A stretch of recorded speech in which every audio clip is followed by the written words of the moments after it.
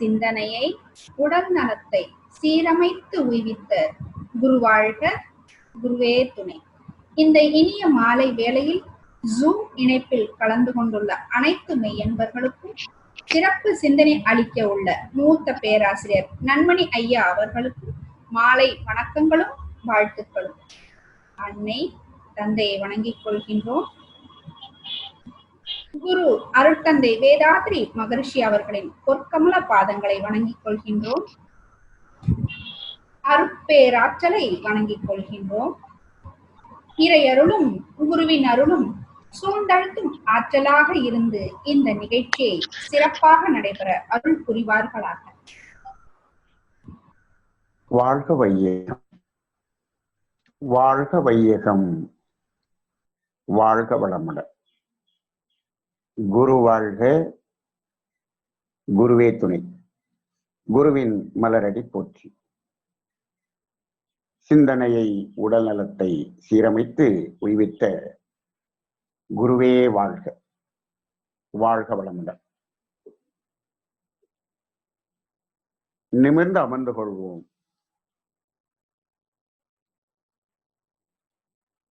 உடலும் மனமும் தளர்வாக இருக்கட்டும்.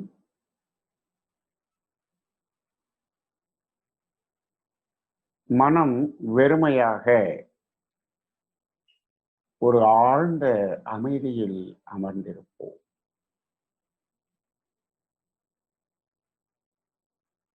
மனம் வெறுமையாக என்று சொல்லும்போது எண்ணங்கள் ஏதுமின்றி வெறுமையான மனமாக மனம் நிலைக்கட்டும். எண்ணங்கள் எழாமல் இருப்பதற்காக சற்று நேரம் நம்மை சுற்றிலுமிருந்து எழுகின்ற ஓசைகள், நமது காதுகளில் வந்து மோதுகிற சப்த அலைகள், அவற்றை வெறுமையாக கூர்ந்து கவனிப்போம்.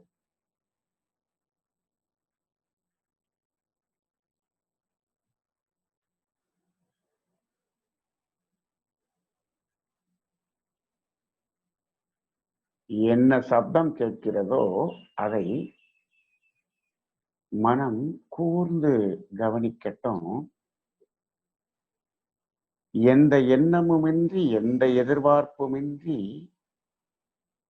தன்னுள்ளிருந்து வெளிப்படும் பறவைகளின் குரல் ஓசைகள். இன்னும் ஒடுங்கி கவனிங்க. மெல்லிய பூச்சிகளின் ரீங்காரங்கள். ஒடுங்கி பாருங்க. மனதில் கவனித்தல் என்ற ஒரே ஒரு நிகழ்வு மட்டும் நிகழட்டும்.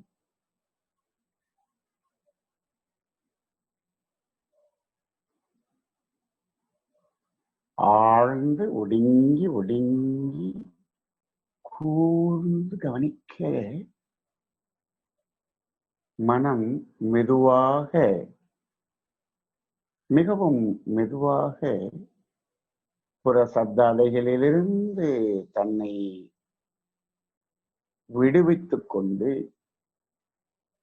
புற சப்த அலைகளிலிருந்து விடுதலை பெற்று அகம் நோக்கி திரும்பும். அகம் நோக்கி திரும்பும். அகம் நோக்கி திரும்பிய மனம் உடலிலிருந்து சற்று விலகி நின்று அந்த உடலையே பார்க்கட்டும். உடலையே பாருங்கள். உடல் முழுவதையும் பாருங்கள். அசைவற்று ஒரு கற்சிலை போல் அமர்ந்திருக்கும் பருவுடலை மனதால் பார்க்கின்றோம்.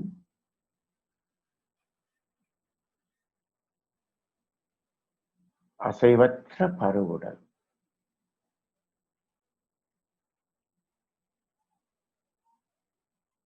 அருட்பேராற்றல் இரவும் பகலும் எல்லா இடங்களிலும், எல்லா நேரங்களிலும், எல்லா தொழில்களிலும் உறுதுணையாகவும் பாதுகாப்பாகவும் வழி நடத்துவதாகவும் அமையட்டும். உடல், அசைவற்ற உடல் ஒரு கற்சிலை போல் தவநிலையில் நிமிர்ந்து அமர்ந்துள்ளது. உடல் நிமிர்ந்து அமர்ந்துள்ளதா என்பதை மனதால் சரி செய்து கொள்வோம்.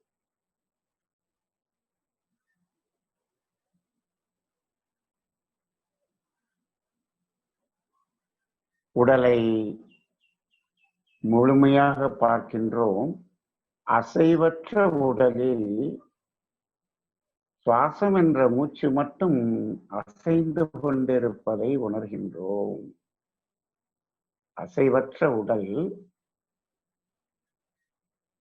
அந்த அசைவற்ற உடலில் சுவாசம் என்ற மூச்சு மட்டும் உள்ளும் புறமுமாய் மெல்லிய இயக்கமாய் இயங்கிக் கொண்டிருப்பதை மனம் உணர்கிறது. அந்த சுவாசத்தோடு மனதை இணைத்துக் கொள்ளுங்கள். அந்த சுவாசத்தோடு கலந்து கரைந்து லயமாகி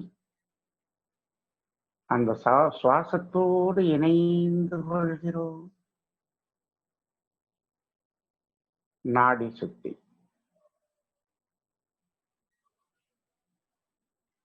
நாடி சுத்தி.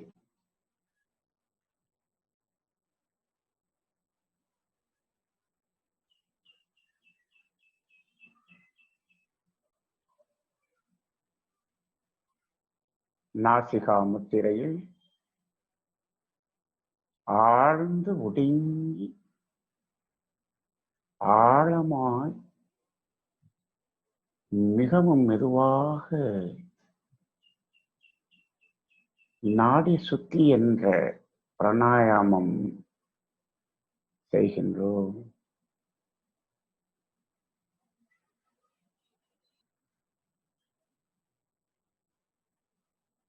கைகள் தவநிலைக்கு வரட்டும். தண்டுவட சுத்தி சுழுமுனை நாடியின் மையத்திலே மேலும் கீழுமாய் மூலாதாரத்துக்கும் ஆக்கினை மையத்துக்கும் இடையே தண்டுவட சுத்தி.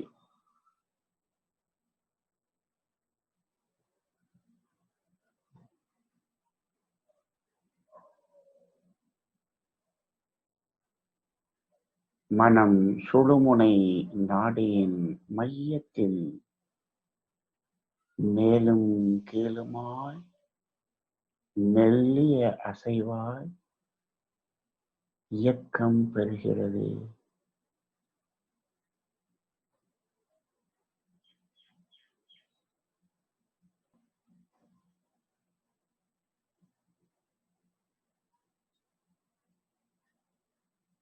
அப்படியே அந்த சுழுமுனை நாடியிலிருந்து விரிந்து பாருங்கள்.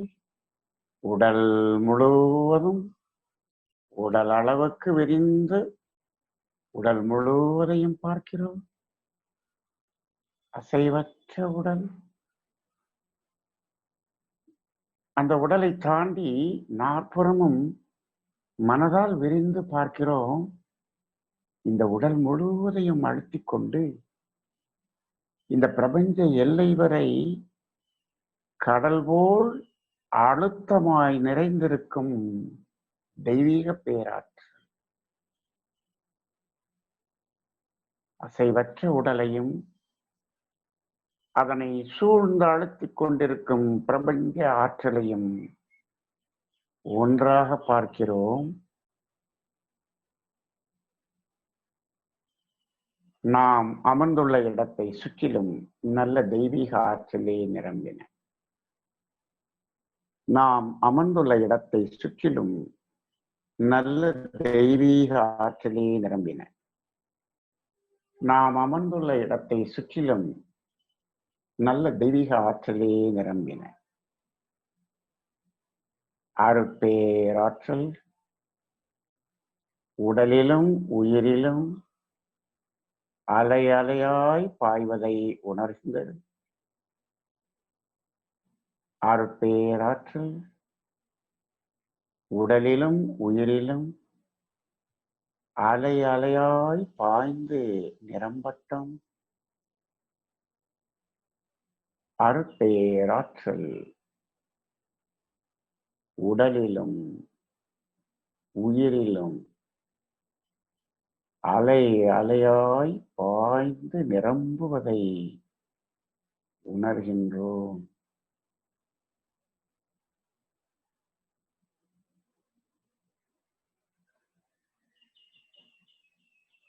அன்னைக்கு வணக்கம், தந்தைக்கு வணக்கம், ஆசான் அருட்தந்தை யோகிராஜ் வேதாத்ரி மகரிஷி அவர்களுக்கு வணக்கம். ஆசான் அவர்களோடு சுக்குமமாய் கலந்திருந்த அருட்ஜோதி வள்ளல் பெருமான் அவர்களை வணங்கிக் கொள்வோம்.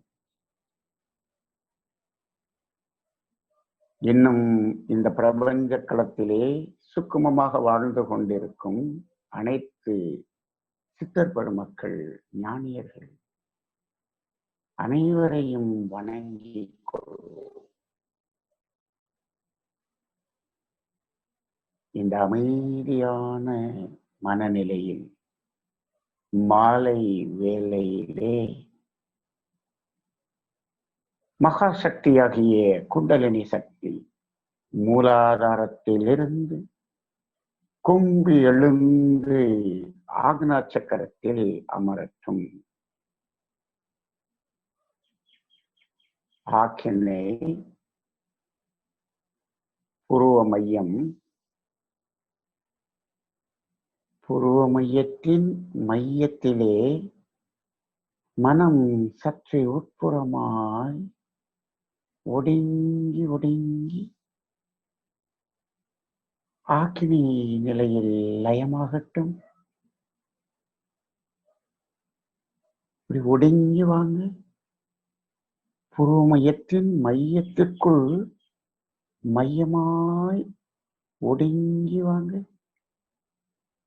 அப்படியே உள்ள ஒடுங்கி வாங்க. ஆக்கினை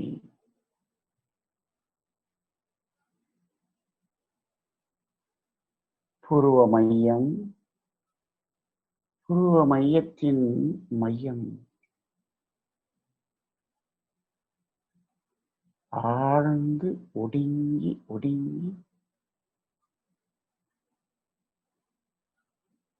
ஆக்கினை உணர்விலே மனம் லயமாகி நிற்கிறது.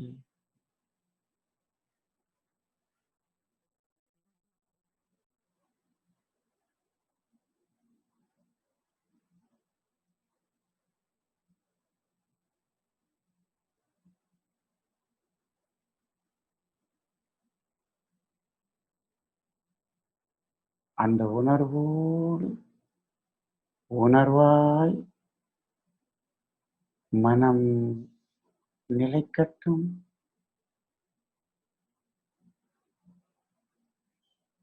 அங்கு உணர்வு மட்டுமே என்ற நிலை. அந்த உணர்வோடு மனம் லயமாகட்டும்.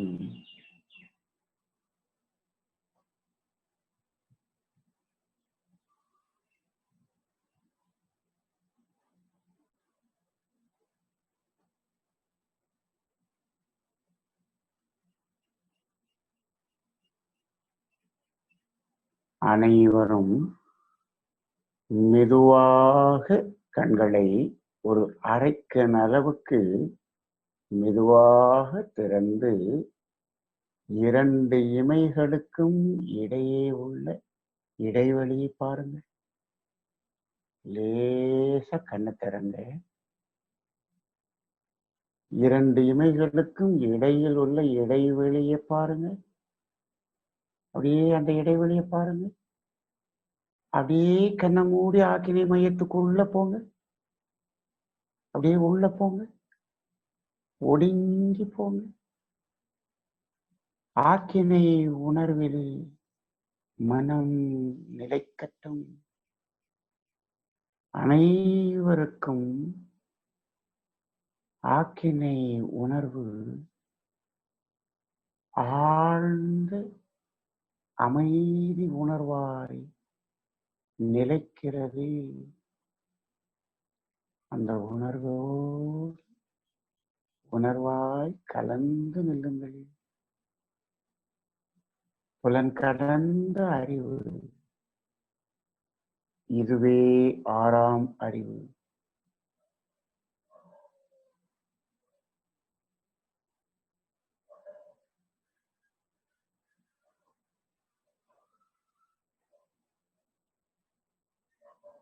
ஒடுங்கி ஆக்கினை உணர்வில் நிலைக்கிறோம். உணர்வு மட்டுமே, உணர்வே உணர்வாய் அந்த உணர்வு நிலையின் உச்சத்தில் ஆழ்ந்த அமைதியில் உயிரோடு இணைந்து கலந்த நிலை ஆக்கினை.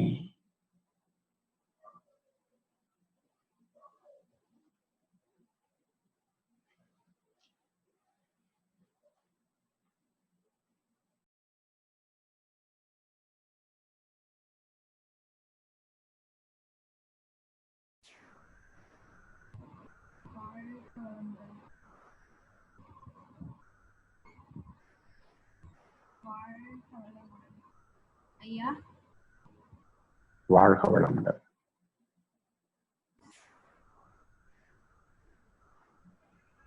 வாழ்க வளமுடன்.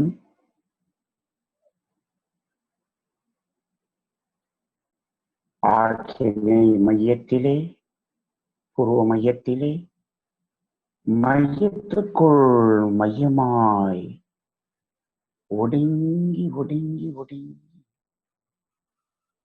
ஆழ்ந்த அமைதியில் மனம் நிலைக்கிறது. ஆறாம் அறிவு மலர்ச்சி பெறுகிறது.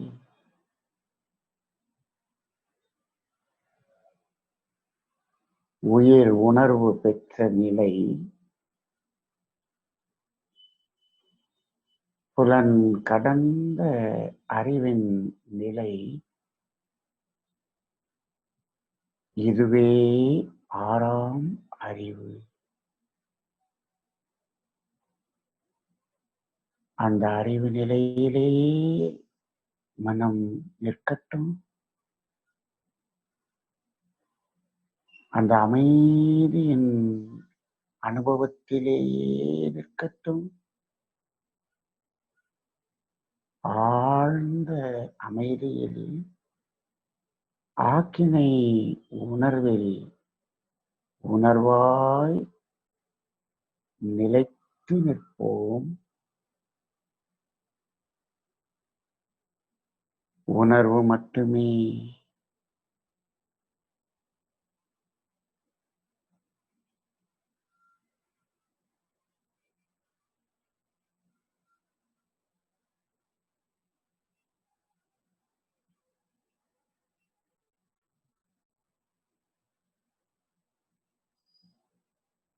வாழ்க வளமுடன். ஆழ்ந்து ஒடுங்கி ஒடுங்கி உயிர் உணர்வு பெற்ற மனம் மெதுவாக, மிகவும் மெதுவாக விரிந்து விரிந்து விரிந்து வாங்க. உடல் முழுவதையும் பாருங்கள். தலை உச்சி முதல் பாதம் வரை உடல் அளவுக்கு மனதால் விரிந்து உடல் முழுவதையும் பார்க்கிறோம். உடலே உணர்வாக, உணர்வே உடலாக தெய்வீக மகாசக்தி உடல் முழுவதும் ஒவ்வொரு செல்களிலும் பாய்ந்து நிரம்பி பரவுவதை உணர்கின்றோம். நல்ல தெய்வீக சக்தியே வளரட்டும், ஆன்மீக சக்தியே மலரட்டும். உடலும் உள்ளமும் தூய்மையும் மேன்மையும் அடையட்டும்.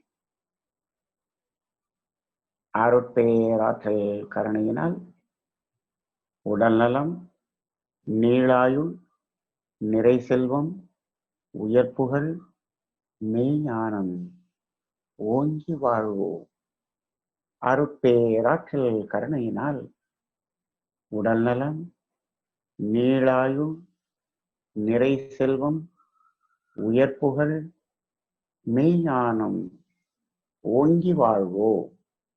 அருட்பேராற்றல் கருணையினால் உடல்நலம், நீளாயுள், நிறை செல்வம், உயர்ப்புகள், மெய்ஞானம் ஓங்கி வாழ்வோம்.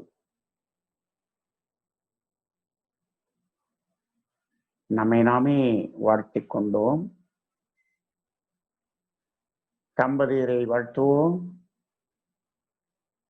பெற்ற மக்கள் செல்வங்களை வாழ்த்துவோம். உடன் பிறந்தோர், உறவினர்கள், நண்பர்கள் அனைவரையும் வாழ்த்துவோம். தொழிற்துறையிலே, கடமையிலே நம்மோடு தொடர்பு கொண்டோரை வாழ்த்துவோம். எண்ணங்களை புரியாதோர், எதிரிகளாக நினைப்போர், நம்மீது பகைமை எண்ணம் கொண்டோர் இருந்தால் அவர்களும் மனதிருந்தி நல்வாழ்வு பெற கருணையோடு வாழ்த்துவோம். உலகில் உள்ள மனித குலம் அனைத்தையும் வாழ்த்துகின்றோம். இந்த அரிய வாழ்க்கை கலையை நமக்கு அளித்த ஆசானவர்களை வாழ்த்துவோம். அருட்தந்தை வேதாத்திரி மகர்ஷி அவர்கள் அருளிய வேதாத்திரியம் வாழ்க வளமுடன். உலக சமுதாய சேவா சங்கம் வாழ்க வளமுடன். ஆழியார் அறிவு திருக்கோயில் வாழ்க வளமுடன். உலகெங்கிலும் உள்ள மனவளக்கலை மன்றங்களும் அவை சார்ந்த அன்பர்களும் வாழ்க வளமுடன். சைதை ஜோன்ஸ் மனவளக்கலை மன்ற அறக்கட்டளை வாழ்க வளமுடன்.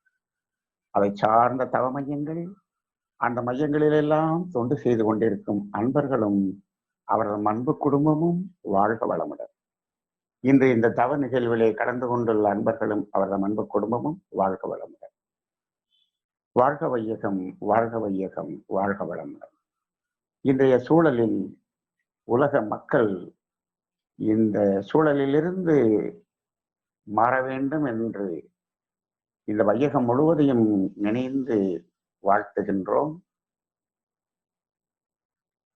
இப்படிப்பட்ட சூழ்நிலையில் மக்கள் நலம் காப்பதற்காக தொண்டு செய்து கொண்டிருக்கும் அரசு அதிகாரிகள், மருத்துவ பணியாளர்கள், காவல்துறை பணியாளர்கள், தூய்மை பணியாளர்கள், செவிலியர்கள், இன்னும் இந்த சூழ்நிலையில் மக்கள் அனைவருக்கும் உணவளித்துக் கொண்டிருக்கும் விவசாய பெருங்குடி மக்கள் அனைவரும் அவர்களது தொண்டு சிறக்க அவர்களை மனமுவந்து வாழ்க வளமுடன் என்று வாழ்த்திக் கொள்வோம்.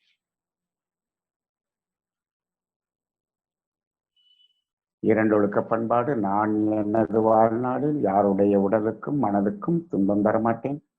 துன்பப்படுவோருக்கு என்னால் முடிந்த உதவிகளை செய்வேன். நான் எனது வாழ்நாளில் யாருடைய உடலுக்கும் மனதுக்கும் துன்பம் தரமாட்டேன். துன்பப்படுவோருக்கு என்னால் முடிந்த உதவிகளை செய்வேன். நான் எனது வாழ்நாளில் யாருடைய உடலுக்கும் மனதுக்கும் துன்பம் தரமாட்டேன். துன்பப்படுவோருக்கு என்னால் முடிந்த உதவிகளை செய்வேன். வாழ்க வையகம், வாழ்க வையகம், வாழ்க வளமுடன். நம் மனதில் அமைதி நிலவட்டும், நம்மை சுற்றிலும் அமைதி நிலவட்டும்,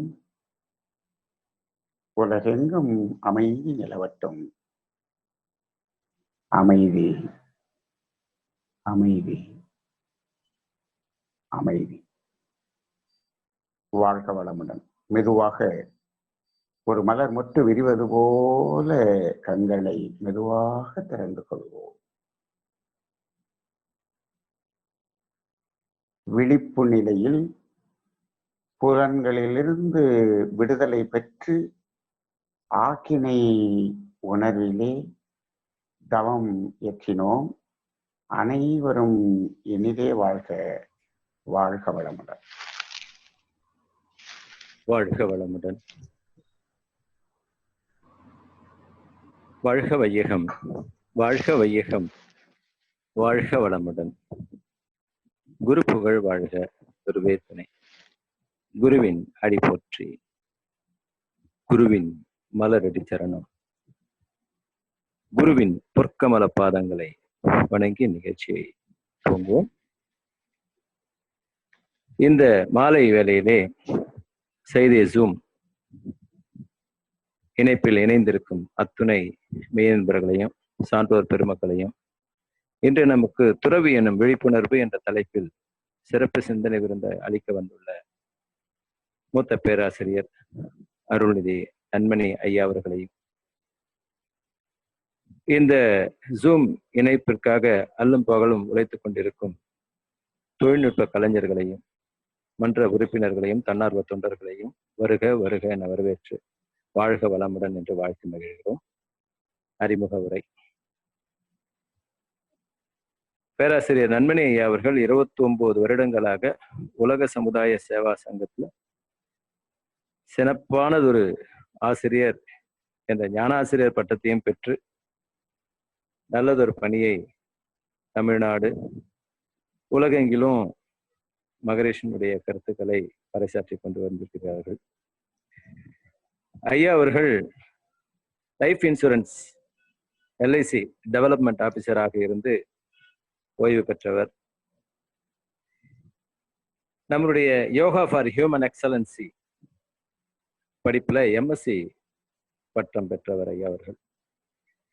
மதுரை மேற்கு மனவளக்கலை மன்ற அறக்கட்டளையில கிட்டத்தட்ட 2000 துணை பேராசிரியர்களை உருவாக்கியவர் நம்முடைய அருள்நிதி நன்மணி ஐயா அவர்கள். இன்று துறவி என்னும் விழிப்புணர்வு என்ற அற்புதமான தலைப்பிலே ஐயா அவர்கள் நமக்கு சிறப்புரையாற்ற இருக்கிறார்கள். அது மட்டும் இல்லாமல் ஒரு சின்ன தவம், ஆக்கினா சக்கர தவம், அருமையான தவம். உடல் மறந்து, உயிர் மறந்து, உணர்வு மறந்து, உணர்ச்சியை மறந்து, அனைத்தையும் மறந்து இறைநிலையோடு இறைநிலையாக கலக்கிவிட்ட அண்ணா அவர்களுக்கு நன்றி. வாழ்க வளமுடன். வாழ்க வையகம். வாழ்க வையகம். வாழ்க வளமுடன். வாய்ப்பு கொடுத்த அன்பு உள்ளங்களுக்கு நன்றி. வாழ்க வையகம். வாழ்க வையகம். வாழ்க வளமுடன். குரு வாழ்க. குருவே துணை. குருவின் மலரடி போற்றி. அறிவேதான் தெய்வம் என்றார் தாய்மானார். அகத்ததுதான் மெய்ப்பொருள் என்று எடுத்துக்காட்டி அறிவதனை அறிவித்தார் திருவள்ளுவர். அவ்வறிவை அறிவதற்கு முறைகள் சொன்னார் அறிஞர் திருமூலர். அப்பேரறிவில் ஆழ்ந்து ஆனந்த கவியாத்தார் ராமலிங்கர். அறிவில் அறிவாய் நிலைத்து அறம் வகுத்தோர். அறிவில் அறிவாய் நிலைத்து அறம் வகுத்தோர். அதை வாழ்ந்து காட்டியோர் நினைவு கூறுவோம்.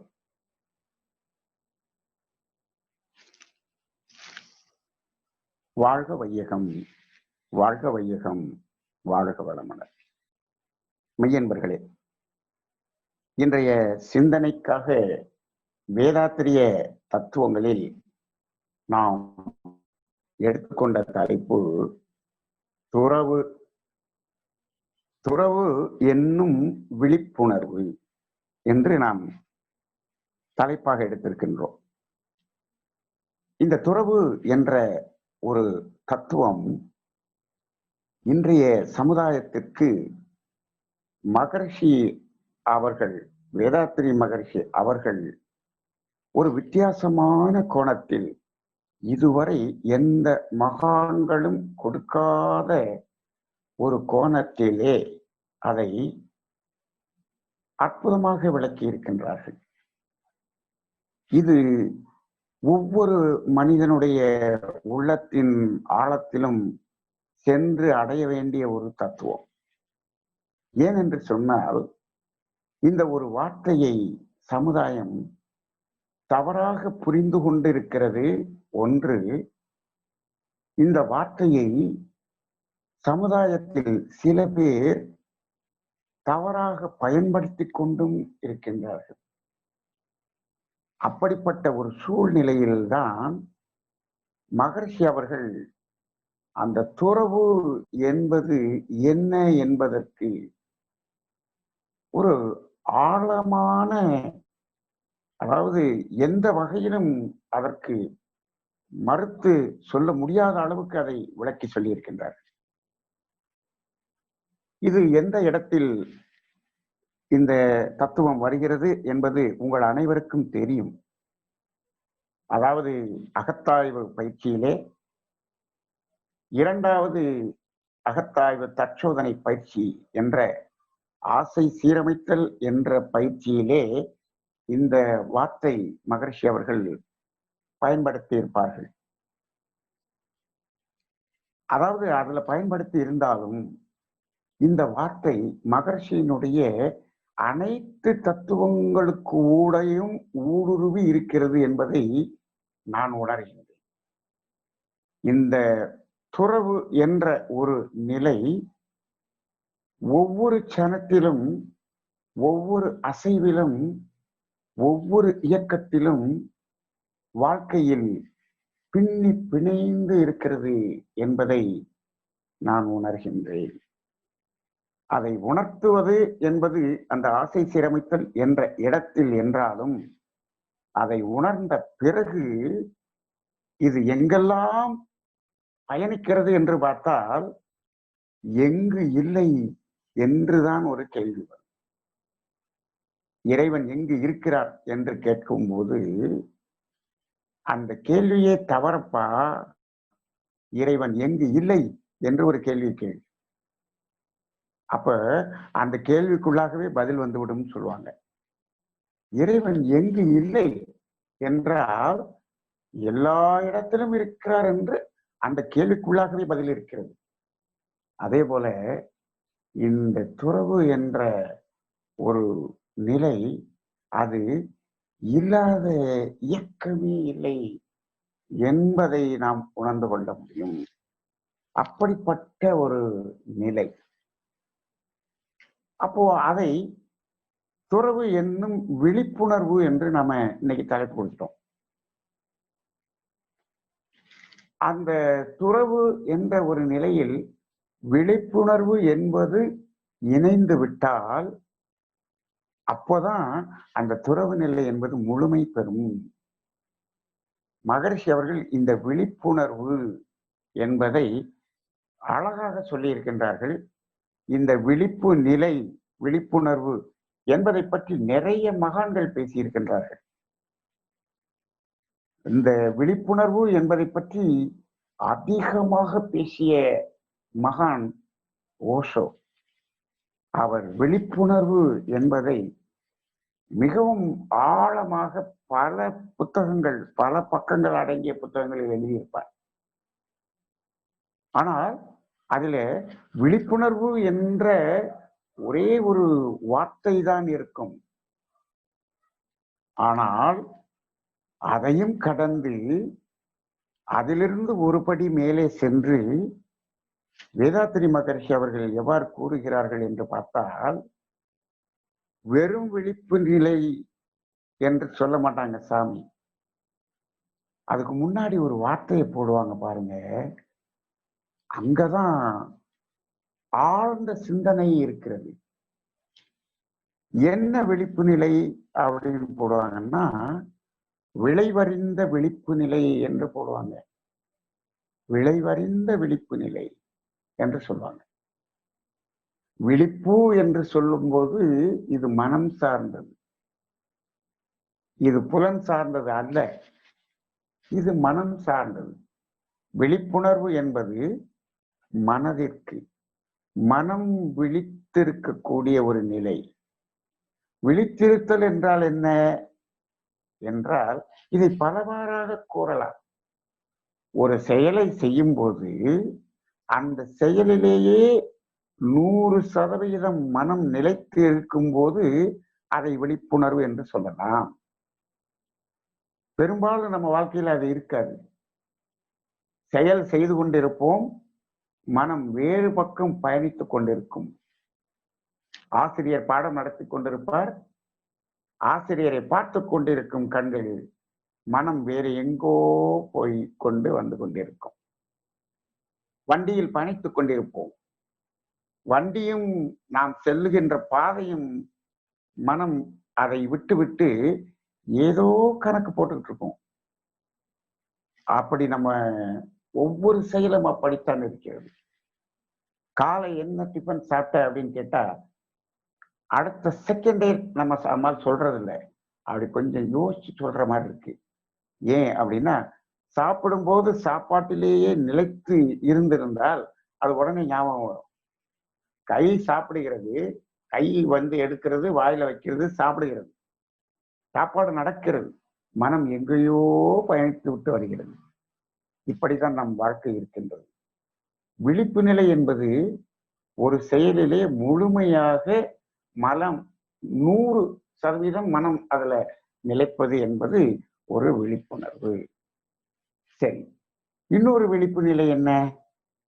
இன்னும் கொஞ்சம் அதை வித்தியாசமாக பார்க்கணும்னா அந்த எப்படி பார்க்கலாம் என்று சொன்னால், அதாவது விளைவறிந்த விழிப்பு நிலை.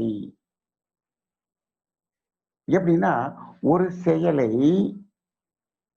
செயல் எப்பொழுது செயலாக மாறும் என்றால் எண்ணம் சொல்லாகவோ செயலாகவோ மாறும். இது நமக்கு எல்லாருக்கும் தெரியும். எண்ணம் என்பது செயலாக மாறும். இப்போ அந்த எண்ணம் என்ற நிலையில் அதை செயலாக மாற்றுவதா, அந்த செயலாக மாற்றாமல் எண்ணத்தையே நிறுத்தி விடுவதா என்ற ஒரு இடம் இருக்கு பாருங்க. அந்த இடம் ஒரு விழிப்பு நிலை. அந்த இடம் தான் விளைவறிந்த விழிப்பு நிலை. அப்ப விளைவறிந்த விழிப்பு நிலைன்னா என்ன என்றால், மகரிஷி சொல்லுவாங்க, முக்கால ஞானம் என்று ஒரு வார்த்தையை சொல்லுவாங்க. கடந்த கால அனுபவம், தற்கால சூழ்நிலை, பிற்கால விளைவு என்று 3 இருக்கு. அப்ப கடந்த கால அனுபவம் எவ்வாறு இருந்தது? இப்போ நம்ம ஒரு எண்ணம் வந்து விட்டது, இது செயலாக மாற வேண்டும். அந்த இடத்துல அந்த சனத்தில் நிற்கிறோம். அந்த நொடியில் இந்த முக்கால ஞானம் செயல்பட வேண்டும். ஆரம்பத்துல கொஞ்சம் டைம் எடுக்கலாம், அதுக்கப்புறம் வித்தின் செகண்ட் அது வந்து வேலை செய்யும். அப்ப கடந்த கால அனுபவம், இதே செயலை செய்த கடந்த கால அனுபவம் இருக்கிறது. சரி, தற்கால சூழ்நிலை என்ன, பிற்கால விளைவு என்ன? அப்ப கடந்த கால அனுபவத்தில் அந்த செயலை செய்து ஒரு துன்பத்தை அனுபவித்திருக்கின்றோம் என்று வைத்துக் கொள்வோம். இதான் கடந்த கால அனுபவம். இப்ப தற்கால சூழ்நிலை எப்படி இருக்கிறது? அதே மாதிரியான அதே செயல் இப்பொழுது எண்ணமாக வந்து செய்ய சொல்லுது. அப்போ பிற்கால விளைவு எப்படி இருக்கும் என்று கேட்டால் அது துன்பமாகத்தான் இருக்கும். துன்பமாகத்தான் இருக்கும். அப்ப என்ன பண்றது? இதை செயலுக்கு அதை செய்வதில்லை என்ற ஒரு சங்கல்பத்துக்கு வரணும். அப்போ இதை கணித்து அதை செய்யாமல் நிற்கக்கூடிய உணர்வு நிலை இருக்கிறது, அதான் விழிப்பு உணர்வு நிலை, அதான் விழிப்பு நிலை. அப்போ ஒரு செயலை செய்யும் போது அந்த செயலிலேயே நிற்பது என்பது ஒரு விழிப்புணர்வு. அந்த எண்ணம் செயலாக மாற்றும் போது செயலாக மாற்றலாமா, செயலாக மாற்ற வேண்டாமா என்று முடிவெடுக்கும் ஒரு தருணம், அந்த சனம், அதுவும் ஒரு விழிப்புணர்வு. செயலை செய்யாமல் நிலைப்பது, நிறுத்துவது, அதுவும் விழிப்புணர்வு. இதுதான் விழிப்புணர்வு என்பது. இதை விளைவறிந்த விழிப்புணர்வு. இப்போ முற்கால அனுபவம் துன்பமாக வந்தது. சின்ன உதாரணம் பார்ப்போம். ஒரு புரோட்டா கடைக்கு ஒரு மாசத்துக்கு முன்னாடி போனோம். அங்க புரோட்டாவை சாப்பிட்டோம். முற்கால அனுபவம். அடுத்த நாள் வயிறு வலி வந்து அதுக்கு என்னென்னமோ பண்ணி அதை சரி செய்தோம். முற்கால அனுபவம். தற்கால சூழ்நிலை என்ன? அதே கடைக்கு முன்னாடி நிக்கிறோம். அதே மாஸ்டர் அங்க புரோட்டா போட்டுக்கிட்டு இருக்காரு. அதே ஹோட்டல், அதே கடை. இதான் தற்கால சூழ்நிலை. இப்ப புரோட்டா சாப்பிடலாமான்னு எண்ணம் வருகிறது. அதே சூழல். அப்ப விளைவு எப்படி வரும்? அதே துன்பம் வரும். ஆனா நம்ம மனம் காம்ப்ரமைஸ் பண்ணோம்.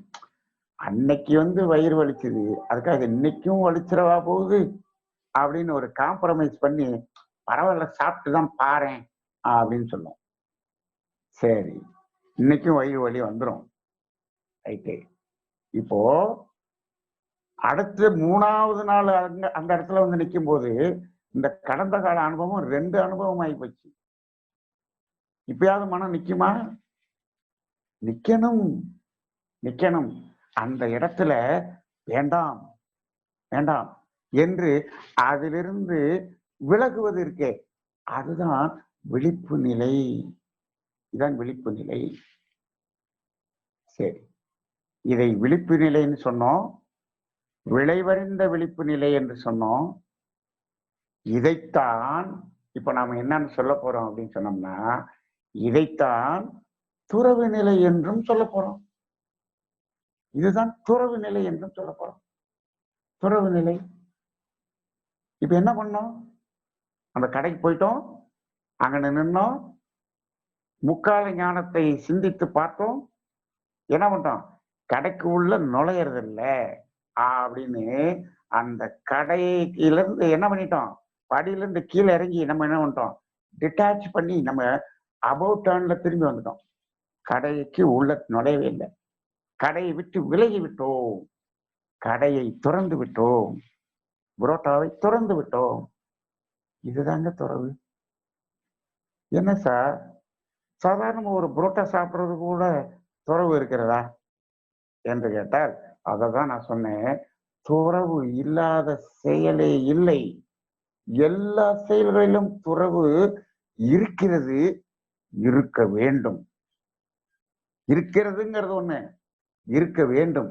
ஆனால் இன்றைய சமுதாயத்தில் மனிதனிடம் இல்லை. ஏன்னா இவன் துறவுன்னா என்னத்தையோ நினைச்சிட்டு இருக்கான். துறவு அது அது அது அது துறவு. அதுதான் துறவான்னு கேட்டா, துறவுங்கிற வார்த்தைக்கு அது அர்த்தம் அல்ல. உண்மையிலேயே அங்கு துறவு நடைபெறுகிறதா என்று சொன்னால் நடைபெறவில்லை. குடும்பத்தை துறந்து வெளியில போயிருப்பாரு ஒருத்தர். அவருக்கு அப்படியே நின்றுட்டு இருப்பாரு. யாராவது ஒருத்தர் 50 ரூபா கொடுத்துட்டாருன்னு வச்சுக்குவோம். இவர் அதை எடுத்துட்டு போய் புரோட்டா சாப்பிடுறாரு. ஆனால் ஒரு மனவளக்கலைஞன் என்ன பண்றாரு? முற்கால அனுபவம், தற்கால சூழ்நிலை, பிற்கால விளைவை கணித்து அந்த இடத்துல டிட்டாச் ஆகி வந்துடுறான். துறவு நிலையை மேற்கொள்கிறான். இப்ப யாரு துறவி? அவரு காவி வேஷ்டியை கட்டிட்டு உள்ள போய் உட்கார்ந்து அவர் புரோட்டா சாப்பிட்டுட்டு இருக்காரு. ஆனா நம்மால அங்கிருந்து டிட்டாச் ஆகி ரிட்டர்ன்ல வந்துட்டாரு. யார் துறவி? யார் உண்மையான துறவி? துறவு அப்படிங்கிறது இதுதான் துறவு. என்ன அப்படின்னு சொன்னோம்னா, மகரிஷி அழகா சொல்லிடுவாங்க, உறவிலே கண்ட உண்மை நிலை தெளிவு என்பது துறவு அப்படின்னு சொல்லிடுவாங்க. இப்ப நம்ம விழிப்பு நிலையை வைத்து பார்த்தோம். இப்போ இந்த உறவில் கண்ட உண்மை நிலை தெளிவு துறவு என்பதை வைத்து பார்ப்போம். ஆக இப்ப நம்ம என்னன்னா, விழிப்புணர்வு என்றாலும் துறவு நிலை என்றாலும் கிட்டத்தட்ட ஒன்றுதான். என்னன்னா, விழிப்புணர்வுன்னா என்னன்னா, அந்த துறவு நிலை வந்த பிறகு மீண்டும் என்ன பண்ணக்கூடாது?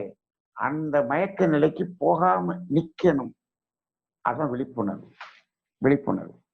இது கூட திருவள்ளுவர் ஒரு திருக்குறள் சொல்லியிருப்பார். அந்த குறளுக்கு அர்த்தம் நாம இது வரைக்கும் வேற மாதிரி பார்த்திருப்போம். இன்னைக்கு நம்ம ஒரு மாதிரி பார்ப்போம். சாதாரண குறள் தான்.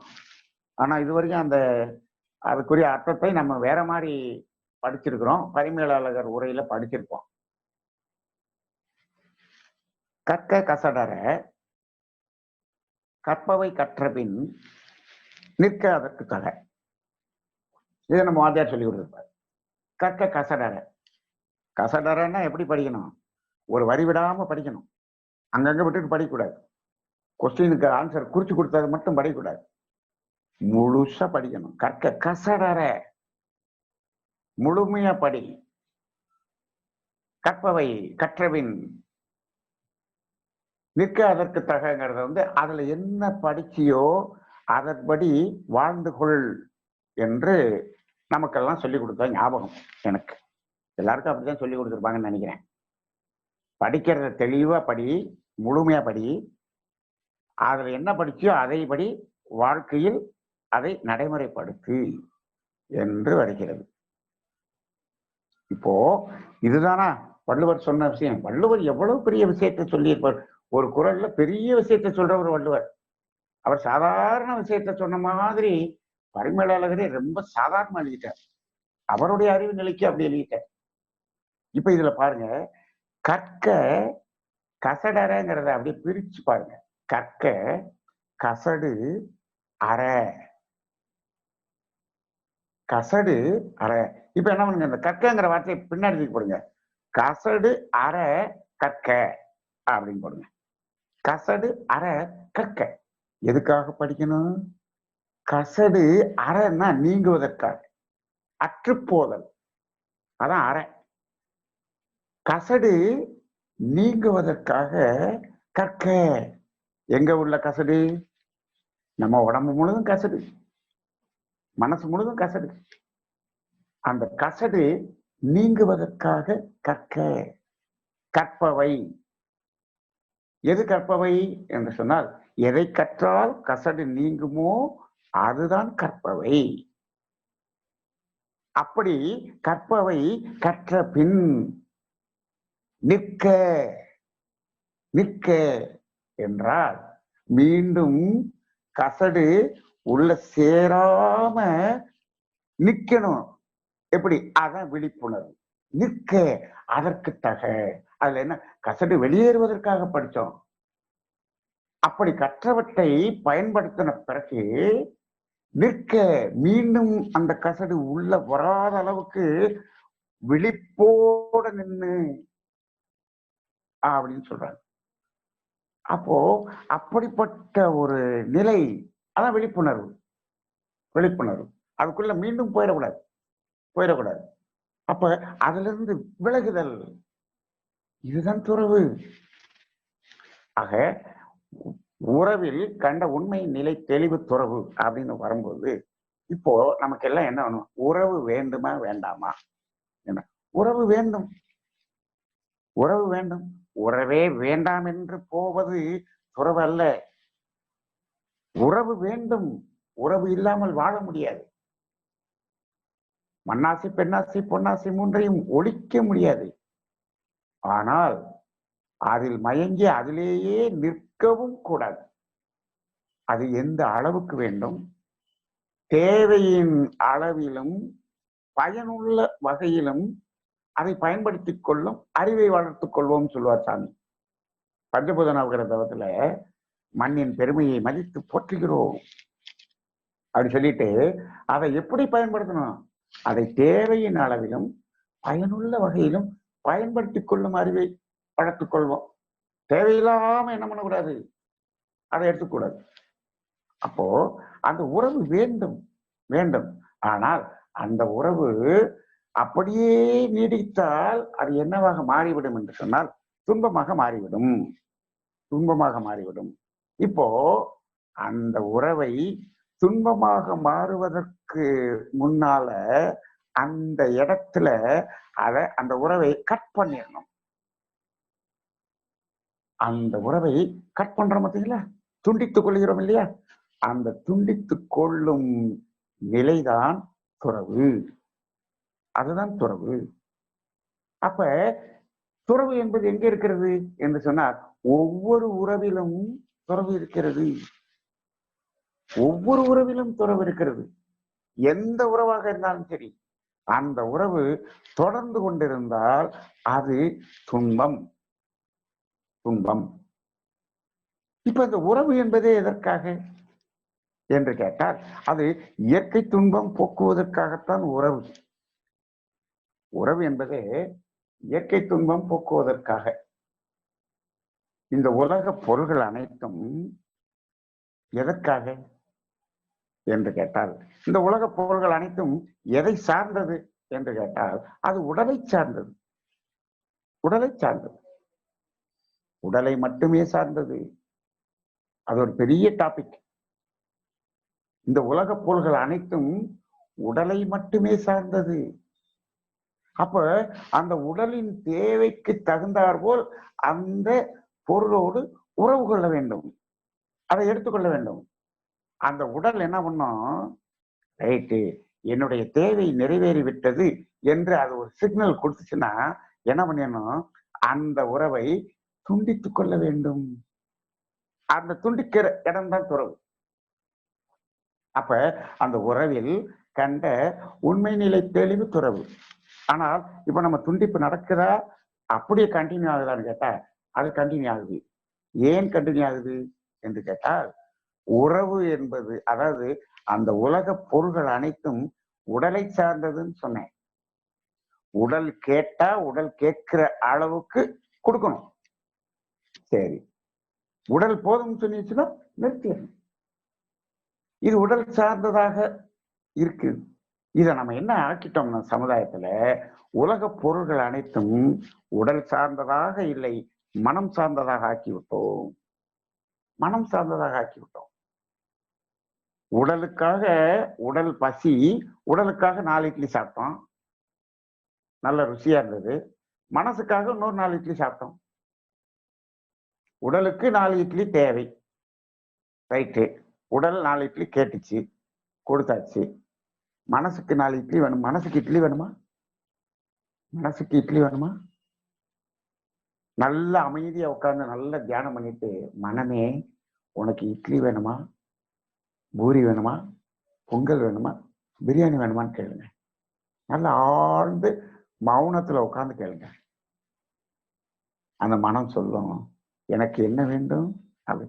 அது எனக்கு அமைதி வேண்டும், எனக்கு நிறைவு வேண்டும், எனக்கு மகிழ்ச்சி வேண்டும், எனக்கு ஆனந்தம் வேண்டும். இதைத்தான் கேட்கும். மனதினுடைய தேவை அதுதான். மனம் அதைத்தான் கேட்கும். உண்மையான மனம் அதைத்தான் கேட்கும். ஆனால் இந்த மயங்கிய மனம் இருக்கே, நமது மேல் மனம் என்ன பண்ணோம் அப்படின்னா, நம்ம இந்த மனோரமா ஆட்சி சொன்ன மாதிரி என்ன சொல்லுவோம் தெரியுங்களா, நீ கம்முனு கடை அப்படின்னு சொல்லிட்டு இது என்ன பண்ணும், இன்னொரு 4 இட்லி கேட்கும். மயங்கிய மனம். எதுல மயங்கிய? அந்த சுவையில் மயங்கிய மனம். அப்ப என்னாச்சு, அந்த உடலின் தேவை நிறைவு பெற்ற பிறகும் அது தொடர்கிறதே, இன்னும் 4 இட்லி சாப்பிட்டமே. அப்ப அந்த உடலின் தேவை முடிந்தவுடன் அந்த இட்லியினுடைய உறவை நிறுத்திக் கொள்கிறோமே, துறந்து கொள்கிறோமே, அதற்கு பெயர்தான் துறவு. அப்ப இட்லியோட உறவு வேணுமா வேணாமா? வேணும், வேணும். இட்லியே வேணான்னு சொன்னோம்னா நம்ம என்ன பண்ணிடுறோம், தேவையை நிறைவு செய்து கொள்ளாமல் என்ன பண்ணிடுறோம், துன்பத்தை பெருக்கிக் கொள்கிறோம். அது உயிரே போய்விடும். பசிதாகம் தட்பவெப்ப ஏற்றத்தாழ்வு உடல் கழிவுகளின் உந்துவேகம் நிறைவு செய்துதான் ஆக வேண்டும். இது 3ம் உடலுக்கு மட்டுமே. உடலுக்கு, உடலின் தேவைகள். அப்ப உடலின் தேவைகளுக்கு பொருளோடு தொடர்பு கொள்ள வேண்டும். எல்லா உலக பொருள்களும் உடலுக்கு மட்டுமே, உடலுக்கு மட்டுமே. என்ன பண்ணலாம், கொஞ்சம் என்ன பண்ணிடலாம், கொஞ்சம் அதை அந்த பொருட்களை சௌகரியமாக அனுபவித்துக் கொள்ளலாம், பரவாயில்ல, இருந்துட்டு போகுது. தேவையை தேவையாக பூர்த்தி செய்தல் என்பது ஒரு இடம். தேவையை சௌகரியமாக நிறைவேற்றிக் கொள்வது என்பது ஒரு நிலைன்னு வச்சுக்குவோம், பரவாயில்ல. ஏதோ நம்மளுடைய உடல் வயசு, உடல் பருமன், இது இந்த சூழ்நிலைக்காக என்ன பண்ணோம், கொஞ்சம் சௌகரியமாக அதை நம்ம பூர்த்தி செய்து கொள்கிறோம்னு வச்சுக்கோம், பரவாயில்ல.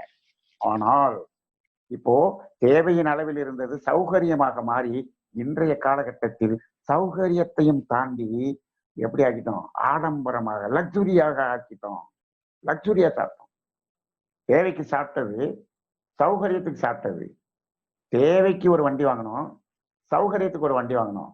இன்னைக்கு அப்படி இல்லை, லக்ஸுரிக்காக வண்டி வாங்குறோம் அப்படிங்கிற அளவுக்கு போயிட்டோம். இது பெரிய ஒரு மயக்க நிலை. அப்போ ஒருத்தர் வண்டி சைக்கிள்ல போனாரு, சரி ஒரு சௌகரியமா இருக்கட்டுங்கிறதுக்காக ஒரு கார் வாங்குறாருன்னு வச்சுக்கோம். இப்போ ஆடி கார்ல தான் என் உடம்பு உட்காரும், இல்லாட்டி என் உடம்பு இருந்த வலிக்கிட்டு வெளியில வந்துருது அப்படின்னு சொன்னா அது லக்ஸுரி. மயக்கம், பெருமை, புகழ், எத்தனையோ மயக்கத்துல போய் அதுதான் அப்படின்னு போய் நிக்கிறோம். அப்படி போயிட்டோம். ஆக இந்த உலக பொருள்களை தேவையின் அளவுல ஓரளவுக்கு நாம என்ன பண்ணிக்கிறோம், பயன்படுத்திக்கிறோம். அந்த தேவை நிறைவேறிய பின் என்ன பண்ணிக்கணும், அதுல இருந்து என்ன பண்ணணும், விலகி கொள்ள வேண்டும். அந்த விலகி கொள்ளக்கூடிய ஒரு நிலை இருக்கிறது, அதுதான் துறவு. நீங்க காரே வாங்கிட்டாலும் அந்த கார்லயே நம்ம உட்கார்ந்து ஒரு வாரம் குடும்பம் நடத்த முடியுமா? முடியாது. ஒரு இடத்துக்கு போறோம், அங்கிருந்து காருக்கு நமக்கு உள்ள உறவை துண்டித்துக் கொள்கிறோம். துறவு. ஒவ்வொரு இடத்துலையும் துறவு வரும். அப்ப அந்த துறவு அப்படிங்கிறது நடக்கலைன்னு வச்சுக்கோம், என்ன ஆகும் அப்படின்னா, என்ன அது, இப்ப 4 இட்லியில அந்த துறவை மேற்கொள்ளவில்லை என்று சொன்னால் அது மீண்டும் ஒரு 4 இட்லி ஆச்சு. அது எதுக்கு? மனம் என்ன பண்ணுது, இன்னும் 4 இட்லி கேட்குது.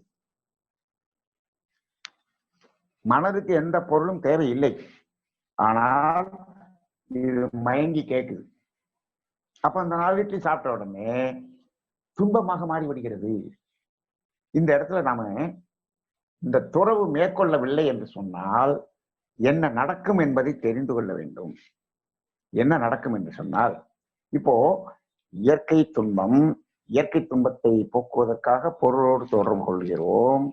அந்த பொருள், அந்த இயற்கை துன்பம் நீங்கிய நிலை வருகிறது இல்லையா, அந்த இயற்கை துன்பம் நீங்கிய இடம் எப்படி இருக்கும் அப்படின்னு சொன்னா, அந்த இடம்தான் இன்பம். அந்த இடத்துக்கு பேரு இன்பம். நீங்கிய இடத்தில் நமக்குள்ளாக இருக்கக்கூடிய அபரிமிதமாக அனைவருள்ளும் இருக்கக்கூடிய இன்பம் நம் உணர்வுக்கு எட்டும் இன்பமா இருக்கும். அப்ப அந்த இன்பத்தை அனுபவிக்க வேண்டியதானே. அதுதான் துன்பம் நீங்கிய இடம் இன்பம், அது இன்பமா இருக்கும். இப்போ அந்த இடத்துல நிற்காம துறவு கொள்ளாமல் உறவை தொடர்ந்தோம் என்று சொன்னால், இன்னொரு 4 இட்லி சாப்பிட்டோம் என்று சொன்னால் அந்த இன்பமே துன்பமாக மாறிவிடும். மகர்ஷியினுடைய கவி பாருங்க, இன்பம் துன்பம் என்பதென்ன, இவை இரண்டும் எங்கிருந்து தோன்றுகின்றது என ஆராய்ந்தேன். இன்பமே இயற்கையிலே எங்கும் எதிலும் எப்பொருளிலும் எக்காலத்திலும் இயல்பாக நிறைந்துள்ளது. இன்பத்தின் அளவு முறை மீறும் போது அனுபவத்திற்கு, இன்பத்தின் அளவு முறை மீறும் போது இன்பத்தின் மறுபெயராம் துன்பமாயும் என்று சொல்றார். அப்போ இன்பம் என்பது இயற்கையிலே இயல்பாக நமக்குள்ள இருக்கிறது, எல்லாருக்குள்ள இருக்கிறது, எல்லா இடத்துலயும் இருக்கிறது. துன்பம்ங்கிறது இந்த பிரபஞ்சத்தில் இருக்கிறதா என்று சொன்னால், இந்த இறைவனுடைய படைப்பில் துன்பம் என்று ஒன்று இல்லவே இல்லை. இறைவன்கிட்ட போய் நிறைய பேர் கேட்கிறாங்க, ஏன் இறைவா எனக்கு இப்ப துன்பத்தை கொடுக்குற அப்படின்னா, இறைவன் அமைதியா சொல்றான், துன்பத்தை கொடுக்குறேனா, துன்பம்னு ஒண்ணு நான் இந்த பிரபஞ்சத்துல நான் கொடுக்கவே இல்லையே, படைக்கவே இல்லையே, இந்த பிரபஞ்சத்தில் துன்பம் என்ற ஒன்றை நான் உருவாக்கவே இல்லையே, துன்பம்னா என்னன்னு எனக்கு தெரியாதுன்றான். ஆனா ஏன் துன்பத்தை கொடுத்தேன்னு அங்க போய் கேட்டுக்கிட்டு இருக்கோம். அப்ப யாரு இந்த துன்பத்தை உருவாக்கியது என்று சொன்னால், இந்த பிரபலமாக காலரை தூக்கி விட்டுட்டு இருக்கானே, 6 அறிவு படைத்த மனிதன் என்று சொல்லிக் கொண்டிருக்கிறானே, அந்த மனிதன் தான் துன்பம் என்ற ஒன்றை உருவாக்கக்கூடிய டெக்னாலஜியை கற்றுக்கொண்டவன். அப்படி சொல்லிட்டு என்னன்னு சொல்றான் தெரியுங்களா? காலர் தூக்கி விட்டு சொல்றாங்க, இன்பத்தை துன்பமாக மாற்றக்கூடிய டெக்னாலஜி மனிதனுக்கு மட்டும்தான் தெரியும், இந்த அஞ்சறிவு மிருகங்களுக்கு எல்லாம் தெரியாதுன்றான். ரொம்ப பெருமைப்பட வேண்டிய விஷயம், அது வெட்டி தலை குனிய வேண்டிய விஷயம். ஆக இந்த இன்பத்தை துன்பமாக மாற்றி விடுகிறான். மாற்றி மாற்றி மாற்றி மாற்றி துன்பத்தை அனுபவித்துக் கொண்டிருக்கிறான். அப்போ இப்ப துன்பம் என்பது நாம உருவாக்கப்படுவது. இவனுக்கு மட்டுமா உருவாக்கிக்கிறான்? அடுத்தவனுக்கும் துன்பத்தை கொடுக்கின்றான். கொடுத்ததை பதிவாக்கிக் கொள்கிறான். மீண்டும் அதற்கு தகுந்த துன்பத்தை விளைவாக அனுபவித்துக் கொண்டிருக்கிறான். அப்ப துன்பம்ங்கிறது ஆர்டிபிஷியல். இன்பம்ங்கிறது இயல்பானது. இன்பத்தை யாரும் யாருக்கும் கொடுக்க முடியாது. இன்பத்தை யாரும் யாரிடமிருந்து பெறவும் முடியாது. ஆனால் துன்பத்தை யாருக்கும் கொடுக்கவும் முடியும், யாரிடமிருந்து பெறவும் முடியும். ஏன்னு கேட்டா இது ஆர்டிபிஷியல், செயற்கையானது. இப்ப துறவு அப்படின்னு சொல்லிட்டோம், உறவு அப்படின்னு சொல்லிட்டோம். இப்போ துறவுங்கிறதுல உறவு இல்லையா என்று கேட்டா, துறவுக்குள்ளாகவும் உறவு இருக்கிறது. நல்லா ஆழமா சிந்திச்சு பாருங்க. துறவுக்குள்ளாகவும் உறவு இருக்கிறது. என்னன்னு சொல்லி அது எப்படி நம்ம பார்க்கலாம்னு கேட்டா, இப்ப உறவு என்பது என்னாகும், அது தொடர்ந்தால் துன்பமாக மாறிவிடும். துன்பமில்லாத உறவு என்பதுதான் துறவு என்று வச்சுக்கலாம். துன்பமில்லாத உறவு என்பது துறவு. அங்க என்ன ஆகாது, அந்த துறவு நிலையில இருக்கும்போது அந்த விழிப்பு நிலைக்கு வந்துட்ட பிறகு அங்கு துன்பமே வராது. அதுதான் துறவு என்று சொல்லலாம். இன்னும் கூட சொல்லலாம், புறத்திலிருந்து விலகி அகத்துக்குள் உறைவது என்பது துறவு என்று சொல்லலாம். இன்னும் பானா இப்போ இன்னைக்கு ஏன் நான் ஆக்கினை தவம் மட்டும் இயக்கினேன் என்றால், அந்த ஆக்கினை தவத்திலேயே, ஆக்கினை தவம் பயிற்சி செய்ததிலேயே மனவள கலைஞர்களுக்கு அந்த துறவு நிலை என்பது வந்திருக்க வேண்டும். என்ன சார், துறவுங்கிறது எவ்வளவு பெரிய விஷயம் நினைச்சிருக்கணும். சாதாரண ஆக்கினை நிலையிலேயே துறவு வந்துருங்க. உண்மையான ஆக்கினை தவம் செய்திருந்தால், நம்மள ஆக்கினையிலே பயிற்சி செய்யறோமே தவிர ஆக்கினை நிலை நன்றாக ஆக்கினை நிலையில் நிலைத்து உணர்ந்தவர்ங்கிறது யாரும் ரொம்ப ரேரா தான் இருக்கிறோம். இல்ல, எனக்கு தெரிஞ்ச மனவளக்கலை மன்றத்துல ஆக்கினை நிலையை முழுமையாக உணர்ந்து அந்த ஆக்கினை உணர்வு நிலையில் வாழ்ந்தவர் ஒருத்தர் யாரு? வேதாத்திரி மகரிஷி தான். இப்ப என்ன பாருங்க, ஆக்கினை நிலைங்கிறது என்ன, ஆக்கினை உணர்வுங்கிறது என்ன அப்படின்னா, இந்த மனம் இந்த புலன் 5 வழியாக சென்று கொண்டே இருக்கிறது. இந்த புலன் மூலமாக பொருளோடு தொடர்பு கொண்டிருக்கிறது. அந்த பொருளோடு தொடர்பு கொண்டு உறவு கொண்டிருக்கிறது. அந்த உறவில் தான் மயங்கி மயங்கி மயங்கி அளவு முறை மீறி துன்பமாக மாற்றிக்கொண்டும் இருக்கிறது. இப்படி போய்கொண்டிருக்கக்கூடிய மனதை என்ன பண்ணிட்டோம், அந்த 5 புலன்களில் இருந்தும் என்ன பண்ணிட்டோம், டிட்டாச் பண்ணி புலன் கடந்த உயிரோடு ஒடுங்க செய்யக்கூடிய நிலைதான் ஆக்கினை நிலை. அப்ப என்ன ஆகுது, ஆக்கினை நிலையில மனம் 5 புலன்களையும் விட்டுட்டு டைவர்ட் பண்ணிட்டு வந்துச்சா, துறந்து விட்டு வந்ததா, புலன் கடந்த அறிவு 5ஐயும் துறந்து ஆக்கினை நிலையிலேயே துறவு ஏற்பட வேண்டும். துறவு நிலை ஆக்கினையிலேயே வரணும். நான் அதனாலதான் சொன்னேன், திரும்ப திரும்ப அந்த தவத்துல சொன்னேன், அங்கு உணர்வு மட்டுமே அப்படின்னு சொன்னேன். அங்க உடல் தெரியக்கூடாது. நம்ம உடம்புல இருக்கக்கூடிய செயினோ மோதிரமோ நம்ம உடைமைகளோ எதுவும் தெரியக்கூடாது. நம்மளுடைய காரு, பைக்கு, சொத்து, வீடு எதுவுமே தெரியக்கூடாது. இன்னும் முக்கியமான விஷயம், நம்மளுடைய மனைவியினுடைய உருவமோ கணவனுடைய உருவமோ தெரியக்கூடாது. தெரியாது. அங்க உணர்வு மட்டுமே. உணர்வு மட்டுமே. என்ன உணர்வு? உயிர் உணர்வு மட்டுமே. அப்ப என்னாச்சு? அந்த உடலோடு மனம் இணையும் போதுதான் உடலை சார்ந்த பொருளோடு இணைய முடியும். இந்த உடலுக்கு சம்பந்தப்பட்டவைகளோடு இணைய முடியும். உடல்ல இருந்து டிட்டாச் ஆயிடுச்சுன்னு சொன்னா இந்த உடலுக்கு சம்பந்தமானது எதுவுமே நமக்கு தெரியாது. நமக்கு கணவன் மனைவி கூட தெரியாது, நம்ம பிள்ளைய கூட தெரியாது, நம்மளுடைய வீடு தெரியாது, கார் தெரியாது, சொத்து தெரியாது, பணம் தெரியாது, எதுவுமே தெரியாது. டோட்டல் டிட்டாச்மெண்ட் ஆயிடும். இது எங்க நடக்கணும்? ஆக்கினி தவத்துல நடக்கணும். ஆக்கினி உணர்வுலே வரணும். மனம் உயிரோடு லயமான அந்த இடத்துல. அப்படி வரும்போது இங்கேயே துறவு வந்துச்சா இல்லையா? இதுதான் துறவு. துறவு அந்த டிட்டாச் ஆகி வந்த இடம் இருக்கே, அந்த டிட்டாச் பண்ற சனம் இருக்கே, அந்த சனத்துக்கு பெயர் துறவு.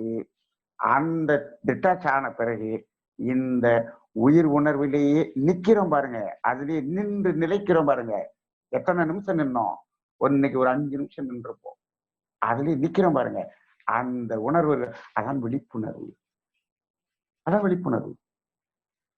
அந்த விடுவிக்கக்கூடிய இடம் துறவு.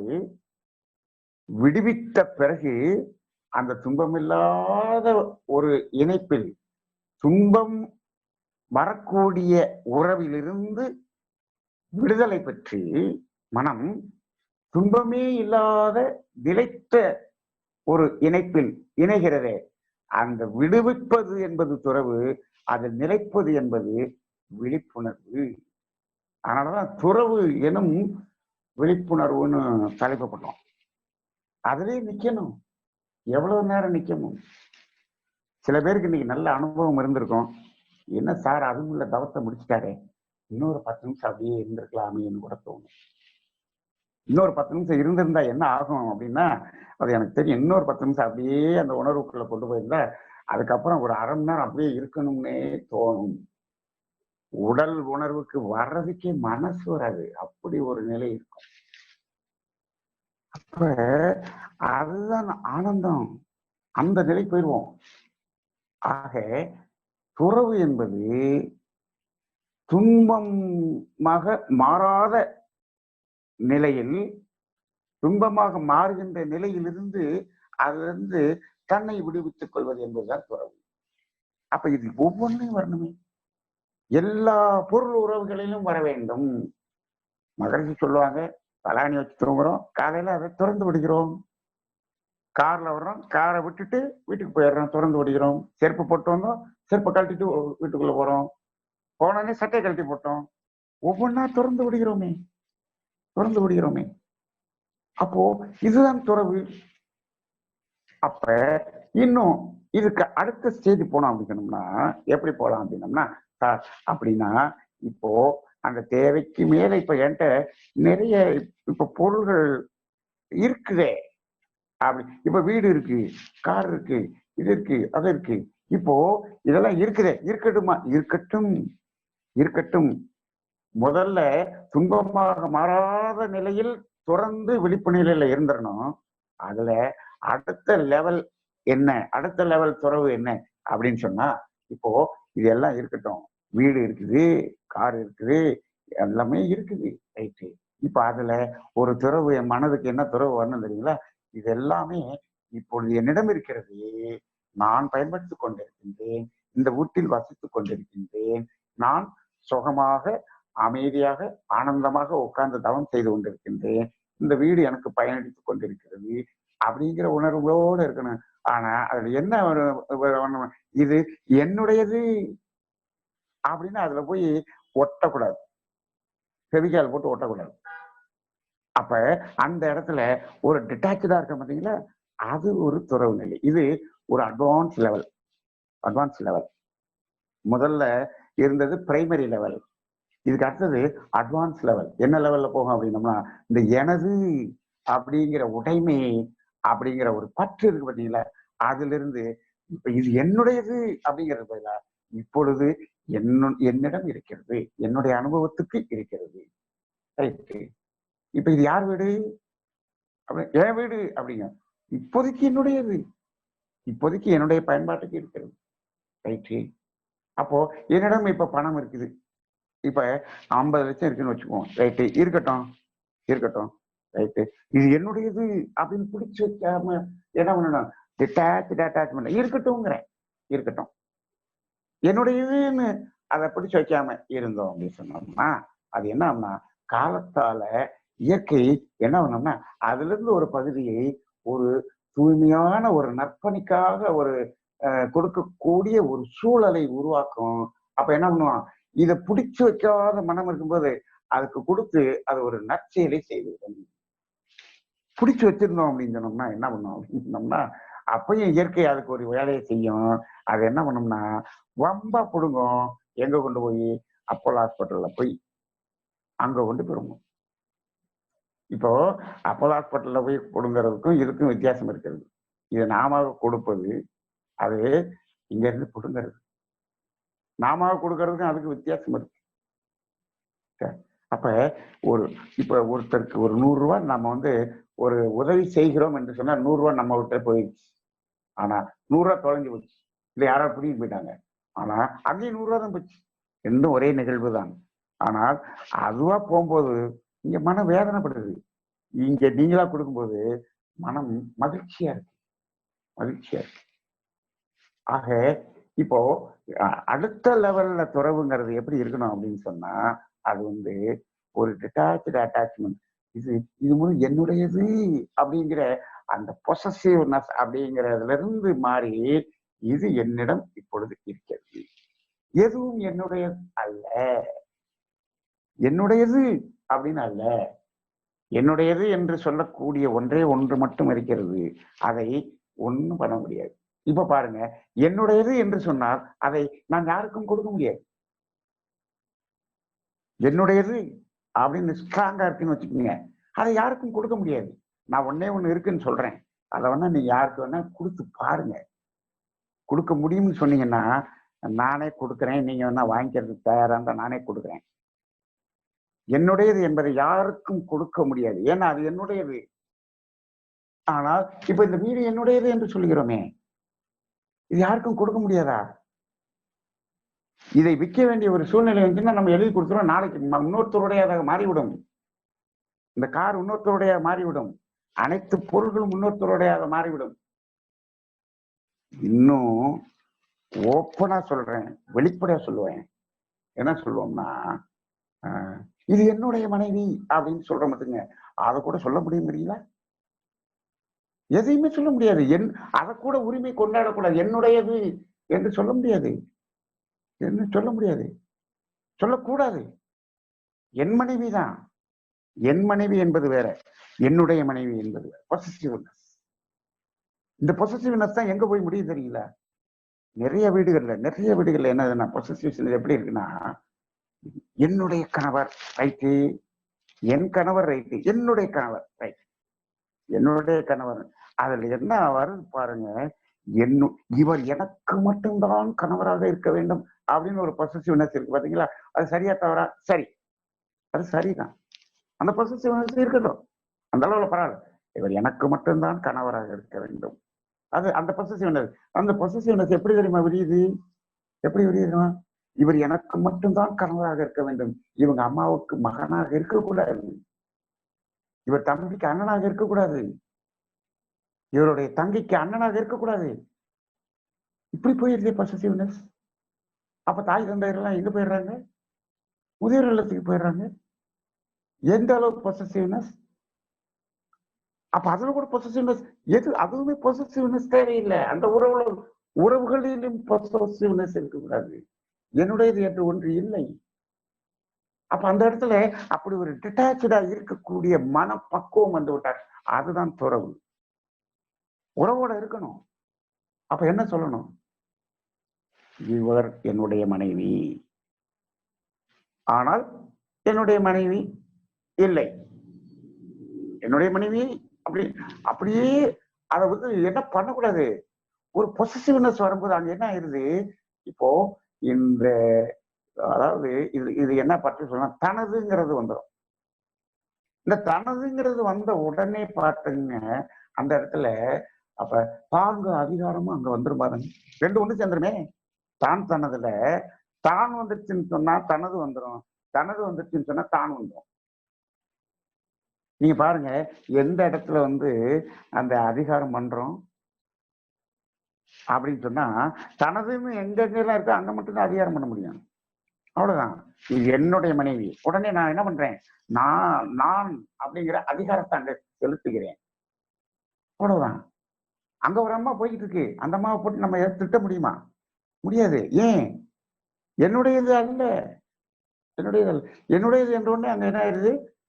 அப்ப அந்த எனதுங்கிறது வந்தோடனே தான்ங்கிற அந்த அகங்காரமும் வந்து விடுகிறது.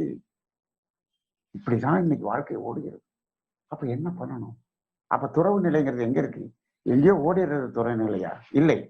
வாழ்ந்து கொண்டிருக்கக்கூடிய வாழ்க்கையில் ஒவ்வொரு இடத்திலும் ஒவ்வொரு உறவுகளிலும், பொருள் உறவாக இருந்தாலும் சரி, மனித உறவாக இருந்தாலும் சரி, ஒவ்வொரு உறவிலும் நமக்கு எந்த அளவுக்கு அந்த உறவு இருக்கணுமோ அது துன்பமாக மாறுறதுக்கு முன்னாடி அது டிட்டாச் ஆயிட்டோம்னா அதுதான் துறவு. எல்லாத்துலயுமே அளவு தான், எல்லாத்துலயுமே அளவு முறை. மகிழ்ச்சி அதான் கேட்டார், அளவு முறையும் அளவு முறை.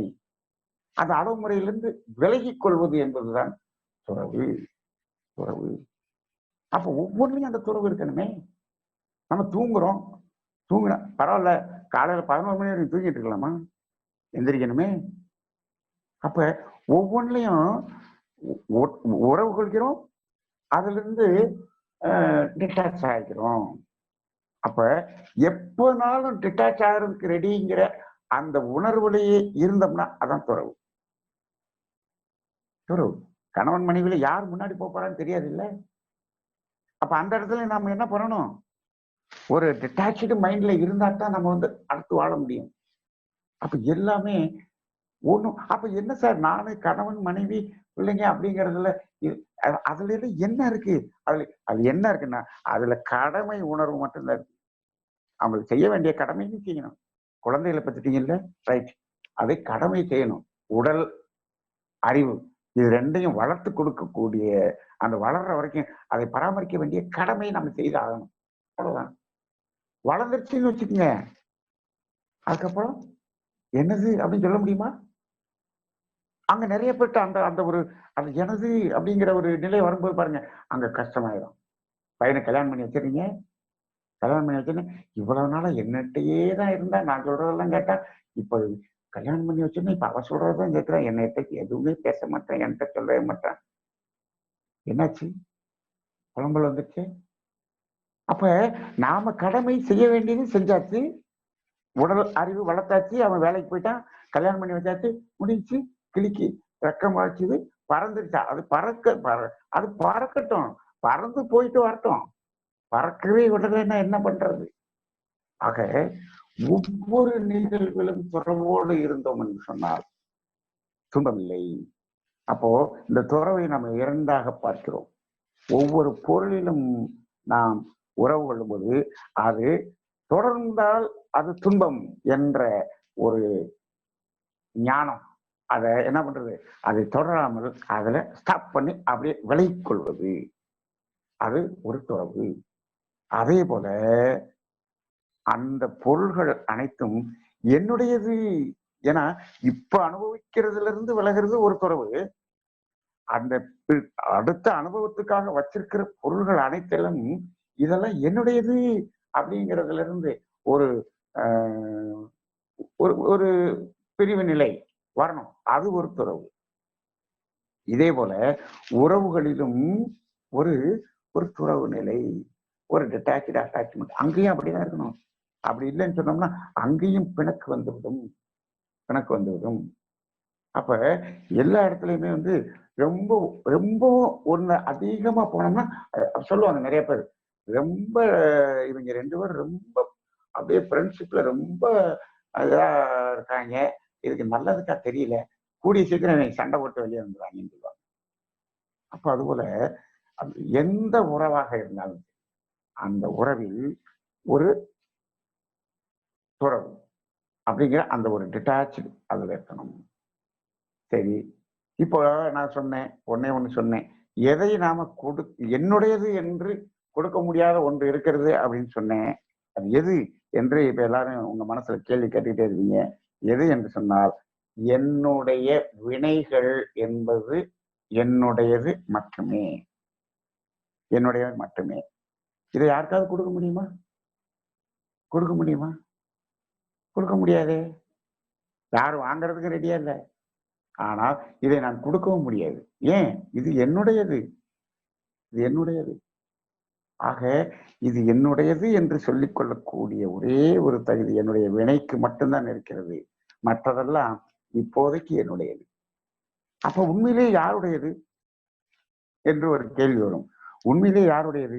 நான் ஆன்சரை சொல்லிடுறேன். உண்மையிலே யாருடையது என்றால், உண்மையிலே அது சிவனுடையது, சிவத்தினுடையது, இயற்கையினுடையது, இறைவனுடையது. இதுக்காக தான் அந்த காலத்தில் சொல்லி வச்சான். என்ன பண்ணான்? சிவன் சொத்து குலநாசம் சொன்னான். ஏன் சிவன் சொத்து குலநாசம்? என்ன அர்த்தம்? எது சிவன் சொத்து?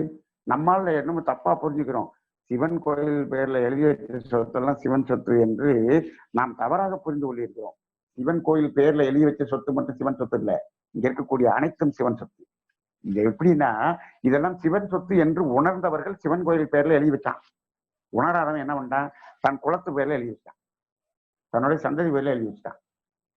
அப்ப சிவன் சொத்து சிவன் கோயில் பேர்ல வந்ததுக்கு பின்னாடி சிவன் சொத்தா மாறல. சிவன் சொத்து என்று உணர்ந்ததனால் சிவன் கோயிலுக்கு எழுதி வச்சான். உணராதவன் தன்னுடைய சந்ததிக்கு எழுதி வச்சான். அப்ப சிவன் சொத்தை குலத்திற்கு கொடுத்தோம்னா சிவன் சொத்து குலம் நாசம் சொல்றார். அப்ப என்ன பண்றது? அப்போ நாம இது எல்லாத்தையும் என்னுடையது அப்படின்னு வச்சுட்டு கடைசியில் என்ன பண்றோம்? இது எல்லாத்தையும் என் பிள்ளைக்குத்தான் அப்படின்னு சொல்றோம். அதுக்குள்ள எவ்வளவு பிரச்சனை, எவ்வளவு பிரச்சனை அப்படின்னு நம்ம டிரான்ஸ்ஃபர் பண்ணிக்கிட்டே இருக்கிறோம், கொடுத்துக்கிட்டே இருக்கிறோம். அப்ப என்ன பண்றோம்? அப்ப இது எல்லாத்தையும் பிரிச்சு கொடுக்குறோம், பிள்ளைகளுக்கு பிரிச்சு கொடுக்குறோம். இந்த பிரிச்சு கொடுக்கறதுக்கு ஒரு நிகழ்ச்சி வைப்பாங்க. அதுக்கு பேர் என்ன அப்படின்னா பாகப்பிரிவினைன்னு. அந்த படம் கூட தப்பா எடுத்துட்டாங்க. பாகப்பிரிவினை இல்லை, அது உண்மையிலே என்ன? பாவப்பிரிவினை. பாவப்பிரிவினை. அப்ப அந்த பாவத்தை எல்லாம் பிரிச்சு கொடுக்கறது அப்படிதான் இருக்கணும். அது வா போடுறத வந்து கான்னு போட்டு பாகப்பிரிவினைன்னு படம் எடுத்தாங்க. பாவப்பிரிவினை. ஆக இப்போ ஏன் இதெல்லாம் அப்ப சார் இதெல்லாம் வந்து என் பிள்ளைகளுக்கு கொடுக்க கூடாதா அப்படின்னு கேட்டா, உண்மையிலே கொடுக்க கூடாது. அவ்வளவுதான். ஏன்? அவங்களுக்கு தான் உடலையும் அறிவையும் வளர்த்தாச்சு இல்லையா? உடல் திறனையும் அறிவின் திறனையும் கொண்டு அவர்கள் கடமை செய்து பொருளீட்டி அவங்க வாழணும். அதற்குரிய சூழலைத்தான் உருவாக்க வேண்டும். அவ்வளவுதான். நீங்க இதை கொடுத்தீங்கன்னா என்ன ஆகும்? நிறைய இடத்துல என்ன பண்ணிடுறாங்க? இப்ப இதை கொடுத்துட்றோம். ஒரு பையன் என்ன பண்றான்?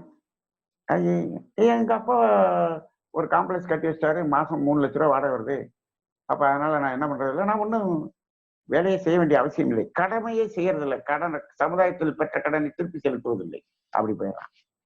அப்ப அப்படி ஒரு சூழலை உருவாக்கி விட்டுறோமே. அப்போ அதுவும் தவறாகிறதே. அப்படி ஒருத்தர் இருக்கிறார் என்று வைத்துக் கொள்ளுங்கள். அதுக்காக அவருக்கு அப்படியே திருப்பி கடமையே செய்யாமல் அப்படி இருக்குதுன்னு சொன்னா, நல்ல வாய்ப்பு. மாசம் 3 லட்ச ரூபா வருது இல்லை, நீ எந்த வேலைக்கும் போக வேண்டிய அவசியம் இல்லை. நீ என்ன பண்ணு, உன் காம்ப்ளெக்ஸ்ல மேல ஒரு பெரிய ஹால்ல மன்றத்தை ஏற்படுத்தி காலையில எக்ஸசைஸ் சொல்லி கொடு, தவ நடத்து, மன்றத்தை நடத்து, சாயந்தரம் வர்றவங்களுக்கு எல்லாத்தையும் பயிற்சி நடத்து. இந்த பணியை செய்து கொண்டிரு. உனக்கு அற்புதமான குழந்தை பிறக்கும், நல்ல நல்ல ஒரு சந்ததி உருவாகும். அது செய்யுங்க. ஆக ஒவ்வொன்றுலையும் நம்ம என்ன பண்ணிட்டோம்? அப்படியே மயங்கி அதில் நின்று விட்டோம். அப்ப அந்த மயக்கத்திலிருந்து விடுதலை பெறுவது என்பதுதான் துறவு. அப்ப அந்த துறவு என்பது ஒவ்வொரு உறவிலும் இருக்க வேண்டும், ஒவ்வொரு சனத்திலும் இருக்க வேண்டும், ஒவ்வொரு நிகழ்விலும் இருக்க வேண்டும். வாழ்க்கையில் பிறந்தது முதல் இறக்கும் வரை நம்மளுடைய அனைத்து செயல்களிலும் இந்த துறவு என்பது தொற்றிக்கொண்டேதான் வரும். அந்த துறவை சரியான இடத்தில் அந்த துறவை மேற்கொண்டு விழிப்பு நிலையில் இருந்து கொண்டால் துன்பமில்லாத வாழ்க்கையை வாழ முடியும். இல்லை என்று சொன்னால் துன்பமே என்று கூறி இந்த சிந்தனையை நிறைவு செய்து கொள்கிறேன். வாழ்க வையகம், வாழ்க வையகம், வாழ்க வளமுடன். வாழ்க வளமுடன். வாழ்க வையகம், வாழ்க வையகம், வாழ்க வளமுடன். முதல்ல ஐயாவை வாழ்த்திடுவோம். நாளைய தினம் நிகழ்ச்சி யாரை காண சாமியை காண என்ற தலைப்புல மூத்த பேராசிரியர் வேத சுப்பையா கோயம்புத்தூர்ல இருந்து நமக்கு சிறப்பு சிந்தனை விருந்து அளிக்க இருக்கிறார்கள். வாய்ப்புள்ளவங்க நாளைக்கு 6:30 மணிக்கு கலந்து கொள்ளலாம். வாழ்க வளமுடன். அனைவரும் தவநிலைக்கு வந்துருங்க. ஐயாவை நாம் இப்பொழுது வாழ்த்துவோம். அருள்நிதி நன்மணி ஐயா அவர்கள் வாழ்க வளம். அருள்நிதி நன்மணி ஐயா அவர்களுடைய அன்பு குடும்பத்தினர் வாழ்க வளம். அருள்நிதி நன்மணி ஐயா அவர்களுடைய ஆன்மீக பணி மேலும் மேலும் சிறந்து விளங்க வாழ்க வளம், வாழ்க வளம். இந்த ஜூம் இணைப்பில் கலந்து கொண்ட அத்துணை அன்பர்கள் வாழ்க வளம், வாழ்க வளம். இதை ஒட்டிய கேள்வி பதில்கள் ஐயா அவர்கள் பதிலளிக்க தயாராக இருக்கிறார்கள். வாழ்க வளமுடன் ஐயா. வாழ்க வளமுடன். சொல்லுங்க ஐயா, நல்லா இருக்கீங்களா? வாழ்க வளமுடன். நல்லா இருக்கீங்களா ஐயா? வாழ்க வளமுடன். நல்லா இருக்கீங்கம்மா. சொல்லுங்கம்மா. முத்துலட்சுமி இங்கயா? சொல்லுங்கம்மா. எங்க இருந்து பேச? வாழ்க வளமுடன், வாழ்க வளமுடன். சொல்லுங்க சொல்லுங்க சொல்லுங்க. சென்னையில இருந்துங்க. வாழ்க வளமுடன். ஐயா, சொல்லுங்க. நீங்க எனக்கு குருவா இருந்து நிறைய வழி காட்டிட்டு இருக்கீங்க ஐயா. சைதாப்பேட்டை மன்றம் நான் ஒண்ணு சொல்லிக்கொள்ள விரும்புகிறேன். நான் கிளாஸ் எடுக்கும்பொழுது நான் சொல்றேன் இல்லைங்களா, மதுரையில நன்மணி ஐயா தான் குருன்னு. அவர் இந்த ஐயா தாங்க. நீங்க என்ன வாழ்த்தும் பொழுதெல்லாம் ஐயாவையும் சேர்த்து இணைச்சு நான் வச்சுப்பேன். எனக்கு கொடுக்குற வாழ்த்து ஐயாவுக்கும் போகுது. சைதாப்பேட்டை மன்ற அன்பர்கள் ரொம்ப கிஃப்டட் பர்சன்ஸ். இன்னைக்கு ஐயாவுடைய ஸ்பீச்சை கேட்டீங்க நீங்க எல்லாருமே. அவர் கொடுத்தார் பாருங்க, பாவ பிரிவினை, பரோட்டா, அப்போலோ ஹாஸ்பிட்டல், இது மூணும் நாங்க மறக்கவே மாட்டோங்க. 20 வருஷமாக பல பாவ பதிவுகள் சப்ஜெக்ட்ல ஐயாவை மின்றதுக்கு ஆளே கிடையாது. இன்னைக்கெல்லாம் நாங்க சொத்தே வேணாம் அம்மா அப்பா கிட்ட அப்படின்றத நாங்க எல்லாருமே ஐயாவுடைய ஸ்பீச்சுக்கு அப்புறமே டிக்ளேர் பண்ணியிருக்கோம். எங்க ரிலேஷன்ஸ் கிட்ட எல்லாம் நீங்க கேட்கலாம். மதுரையில மதுரை மேற்குல நன்மணி ஐயா மாதிரி கொடுக்கறதுக்கு அங்க யாருமே இல்லைங்க. பொதுவாவே நான் சொல்லுவேன். அந்த நிலையில ஐயா எங்களை நல்லா ஒரு ஷேப் பண்ணி கொண்டு வந்தாங்க பயிற்சியில. ஐயாவுடைய மன்றத்துல இருந்து நான் வந்ததால ஐயாவை இன்னைக்கும் நான் குருவா நினைச்சு வணங்கி வாழ்த்திட்டு இருக்கேன். ஐயா அவர்களுடைய குடும்பம் ரொம்ப நல்லா இருக்கணும், நம்ம தினமும் வாழ்த்தலாம். சைதாப்பேட்டை மன்ற அன்பர்களுக்கு இன்னைக்கு பாவம்னா என்ன, புண்ணியம்னா என்ன, துறவுனா என்னன்னு புரிஞ்சிருக்கும்னு நினைக்கிறேன். ஐயா அவர்களுக்கு வணக்கங்கள்யா, வணக்கங்கய்யா, வணக்கங்கய்யா. வாழ்க வளமுடன். வாழ்க வளமுடன். வாழ்க வளம், வாழ்க வளமுடன், வாழ்க வளமுடன். ஐயா வாழ்க வளமுடன். ஐயா வாழ்க வளமுடன். சொல்லுங்கம்மா. நான் மதுரையில லலிதா பேசுறேன் ஐயா.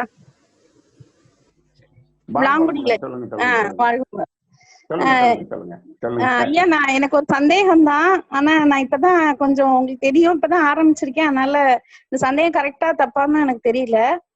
இந்த அம்மா அப்பா நம்மளும் என்னோடது அப்படின்னு சொல்றது வினை மட்டும்தான் அப்படின்னு நீங்க சொன்னீங்க. ஆனா அது சஞ்சீத கர்ப்பமா நம்ம குழந்தைங்களுக்கு போக தானே செய்யுதுன்னு படிக்கிறோம். அதை கொஞ்சம் விளக்கி சொல்ல முடியுமா?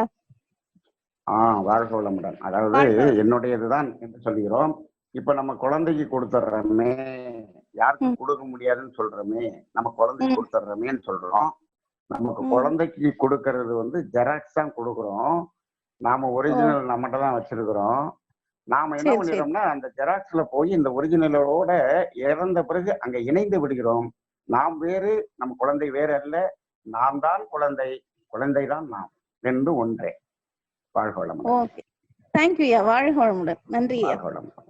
வாழ்க வளமுடன். வாழ்க வளமுடன். ஐயா வாழ்க வளமுடன். ஐயா வாழ்க. சொத்து சொன்னீங்க இல்லையா, நாம சொத்து ஓகே தானம் பண்ணி எங்கேயும் கொடுத்துடலாம்.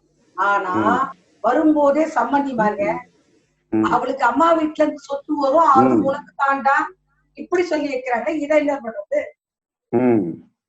உண்மையே நடந்தது. நம்ம பயிற்சிக்கு வந்து உணர்வு நிலைக்கு வந்துட்டோம் அப்படின்னு சொன்னோம்னா எல்லாம் அவங்க அப்படி சொல்றாங்க. வாழ்க. நல்ல ஒரு உரைங்கய்யா, ரொம்ப நன்றிங்கய்யா. கண்ணாகரனுக்கு நன்றி. சுந்தரம் மும்பை.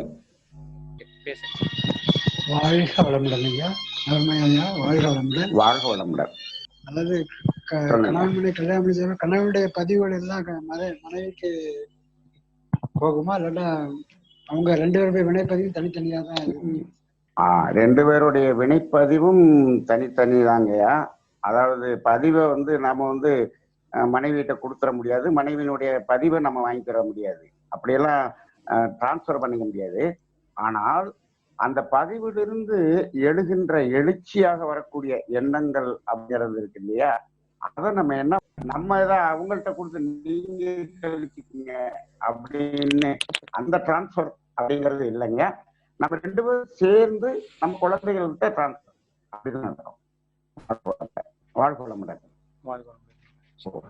கணவன் மனைவி இருவருக்கும் என்ன பண்ணா, பதிவுகளிலிருந்து எழுகின்ற எண்ணம் எழுச்சி இருக்கு. அந்த பதிவுகளிலிருந்து தான் எண்ணங்கள் வரும், பதிவுகள் இல்லாம எண்ணங்கள் வராது. அந்த பதிவுகளிலிருந்து எழக்கூடிய எண்ணங்களை ஒரே மாதிரியான எண்ணமாக நாம அதை எழுச்சி பெற செய்வதற்கு இதெல்லாம் பண்ணிக்கிறோம்.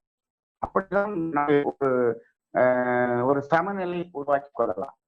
கணவன் மனைவியும் இணைந்துதான் நம்ம குழந்தைகளுக்கு கொடுக்கும்போது அந்த 2 பதிவுகளும் இணைந்து குழந்தைக்கு போகும். அப்பதான் அது இணைந்து போகும். இங்க நமக்குள்ள வந்து நீ கழிச்சுக்க நான் கழிச்சுக்க அப்படின்னு மாற்றி விடலாம் முடியாது. வாழ்க வளமுடன். வாழ்க வளமுடன் ஐயா.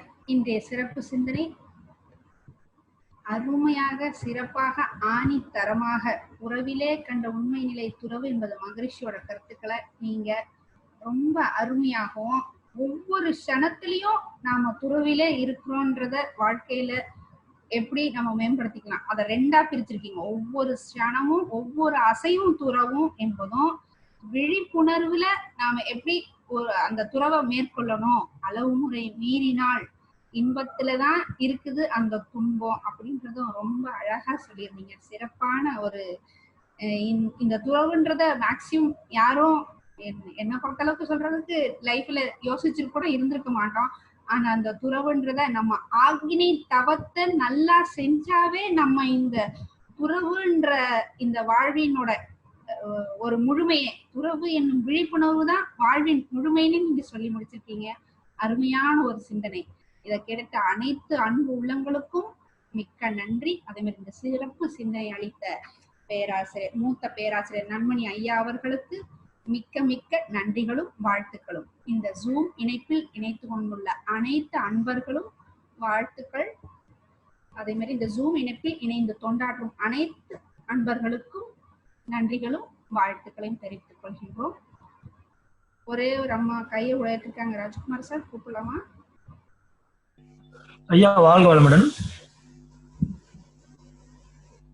ஐயா கேக்குதுங்களா? வாழ்க வளமுடன். கேக்குதுங்க. என்னோட கேள்வி என்னன்னா, நீங்க ஆக்னியிலே ரொம்ப நேரம் இருக்க சொன்னீங்க. ஒரு நாள் வந்து துரியத்துல ரொம்ப நேரம் இருந்த, ஒரு 7 hours கிட்ட இருந்தேன். எந்த வேலையுமே செய்ய முடியல, ஏன் மட்டும்தான் இருக்க முடியுது. 2வது அதோட முக்கியமானது பேசக்கூட முடியும். அப்புறம்தான் தெரிஞ்சுக்கிட்டே, இது இப்போ உயிர் மேல போனா கூட என்னால பேச முடியாது போல இருக்கு, சிவனையன் தான் இருக்க முடியும் போல இருக்கு அப்படின்னு சொல்லிட்டு, அது உண்மையா அப்படி தெரிஞ்சுக்கணும்னு சொல்லிட்டு. அதாவது இதெல்லாம் படிப்படியாக போகணுங்க. நீங்க பாட்டு கண்டினியூஸா 7 hours வந்து அப்படியெல்லாம் போகக்கூடாது. நம்ம வந்து ஒரு ஸ்டேஜ் பை ஸ்டேஜ் போகணும். அதாவது நம்ம வந்து குடும்ப வாழ்க்கையோட இணைந்து நம்ம வாழும்போது இத வந்து அதிரடியா நம்ம அதை எடுத்துடலாம் அப்படின்னுலாம் போறதுங்கிறது ஒரு பிணக்காக வரும். அது ஆனால் நம்ம என்ன பண்ணிடணும்னா, அந்த ஆகினி உணர்வு நல்லா உணர்ந்து அடுத்து துரியம் அப்படிங்கிறது போறோம். நம்ம கொஞ்சம் அவசரப்பட்டு நம்ம அடுத்தடுத்த நிலைக்கு போயிடுறோம். அப்போ ஓரளவுக்கு நம்ம அந்த உணர்வு நிலைக்குள்ள இருக்கலாமே தவிர, நீங்க இந்த மணிக்கணக்கில் இருக்கிறதுங்கிறது அது நமக்கு இது வேண்டாங்க. நம்ம இந்த இந்த நிலைக்கு வேண்டாம். அது ஒரு நல்ல ஒரு முதிர்ந்த நிலை வரும்போது அப்படி போகலாம்.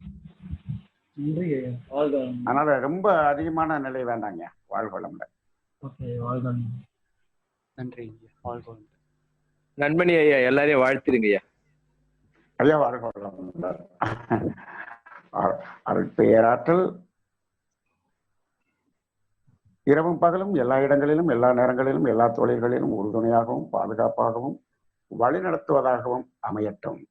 தெய்வீக பேராற்றலின் கருணையினால் அனைவரும் நல்ல உடல் நலம், நீளாயு, நிறை செல்வம், உயர்ப்புகள், மெய்ஞானம் ஓங்கி வாழ்க வளமுடன், வாழ்க வளமுடன், வாழ்க வளமுடன். அனைவரும் இனிதே வாழ்க, வாழ்க வளமுடன், வாழ்க வளமுடன். நன்றிங்க ஐயா. உலக நல்ல வாழ்த்துப்பாடை நிறைவு செய்து கொள்ளலாம். உலகமெல்லாம் பருவமழை ஒத்தபடி பெய்யட்டும், உழவரெல்லாம் தானியத்தை உவப்புடனே பெருக்கட்டும், பல தொழில்கள் புரிகின்ற பாட்டாளி உயரட்டும், பகுத்துணர்வில் தொகுத்துணர்வு பண்பாட்டை உயர்த்தட்டும், கலகங்கள் போட்டி பகை கடந்தாட்சி நடக்கட்டும், கல்லாமை கடன் வறுமை களங்கங்கள் மறையட்டும், நலவாழ்வை அளிக்கும் மெய் ஞான ஒளி வீசட்டும், நம் கடமை அறவாழ்வின் நாட்டத்தே சிறக்கட்டும், நம் கடமை அறவாழ்வின் நாட்டத்தே சிறக்கட்டும், நம் கடமை அறவாழ்வின் நாட்டத்தே சிறக்கட்டும். வாழ்க வையகம், வாழ்க வையகம்.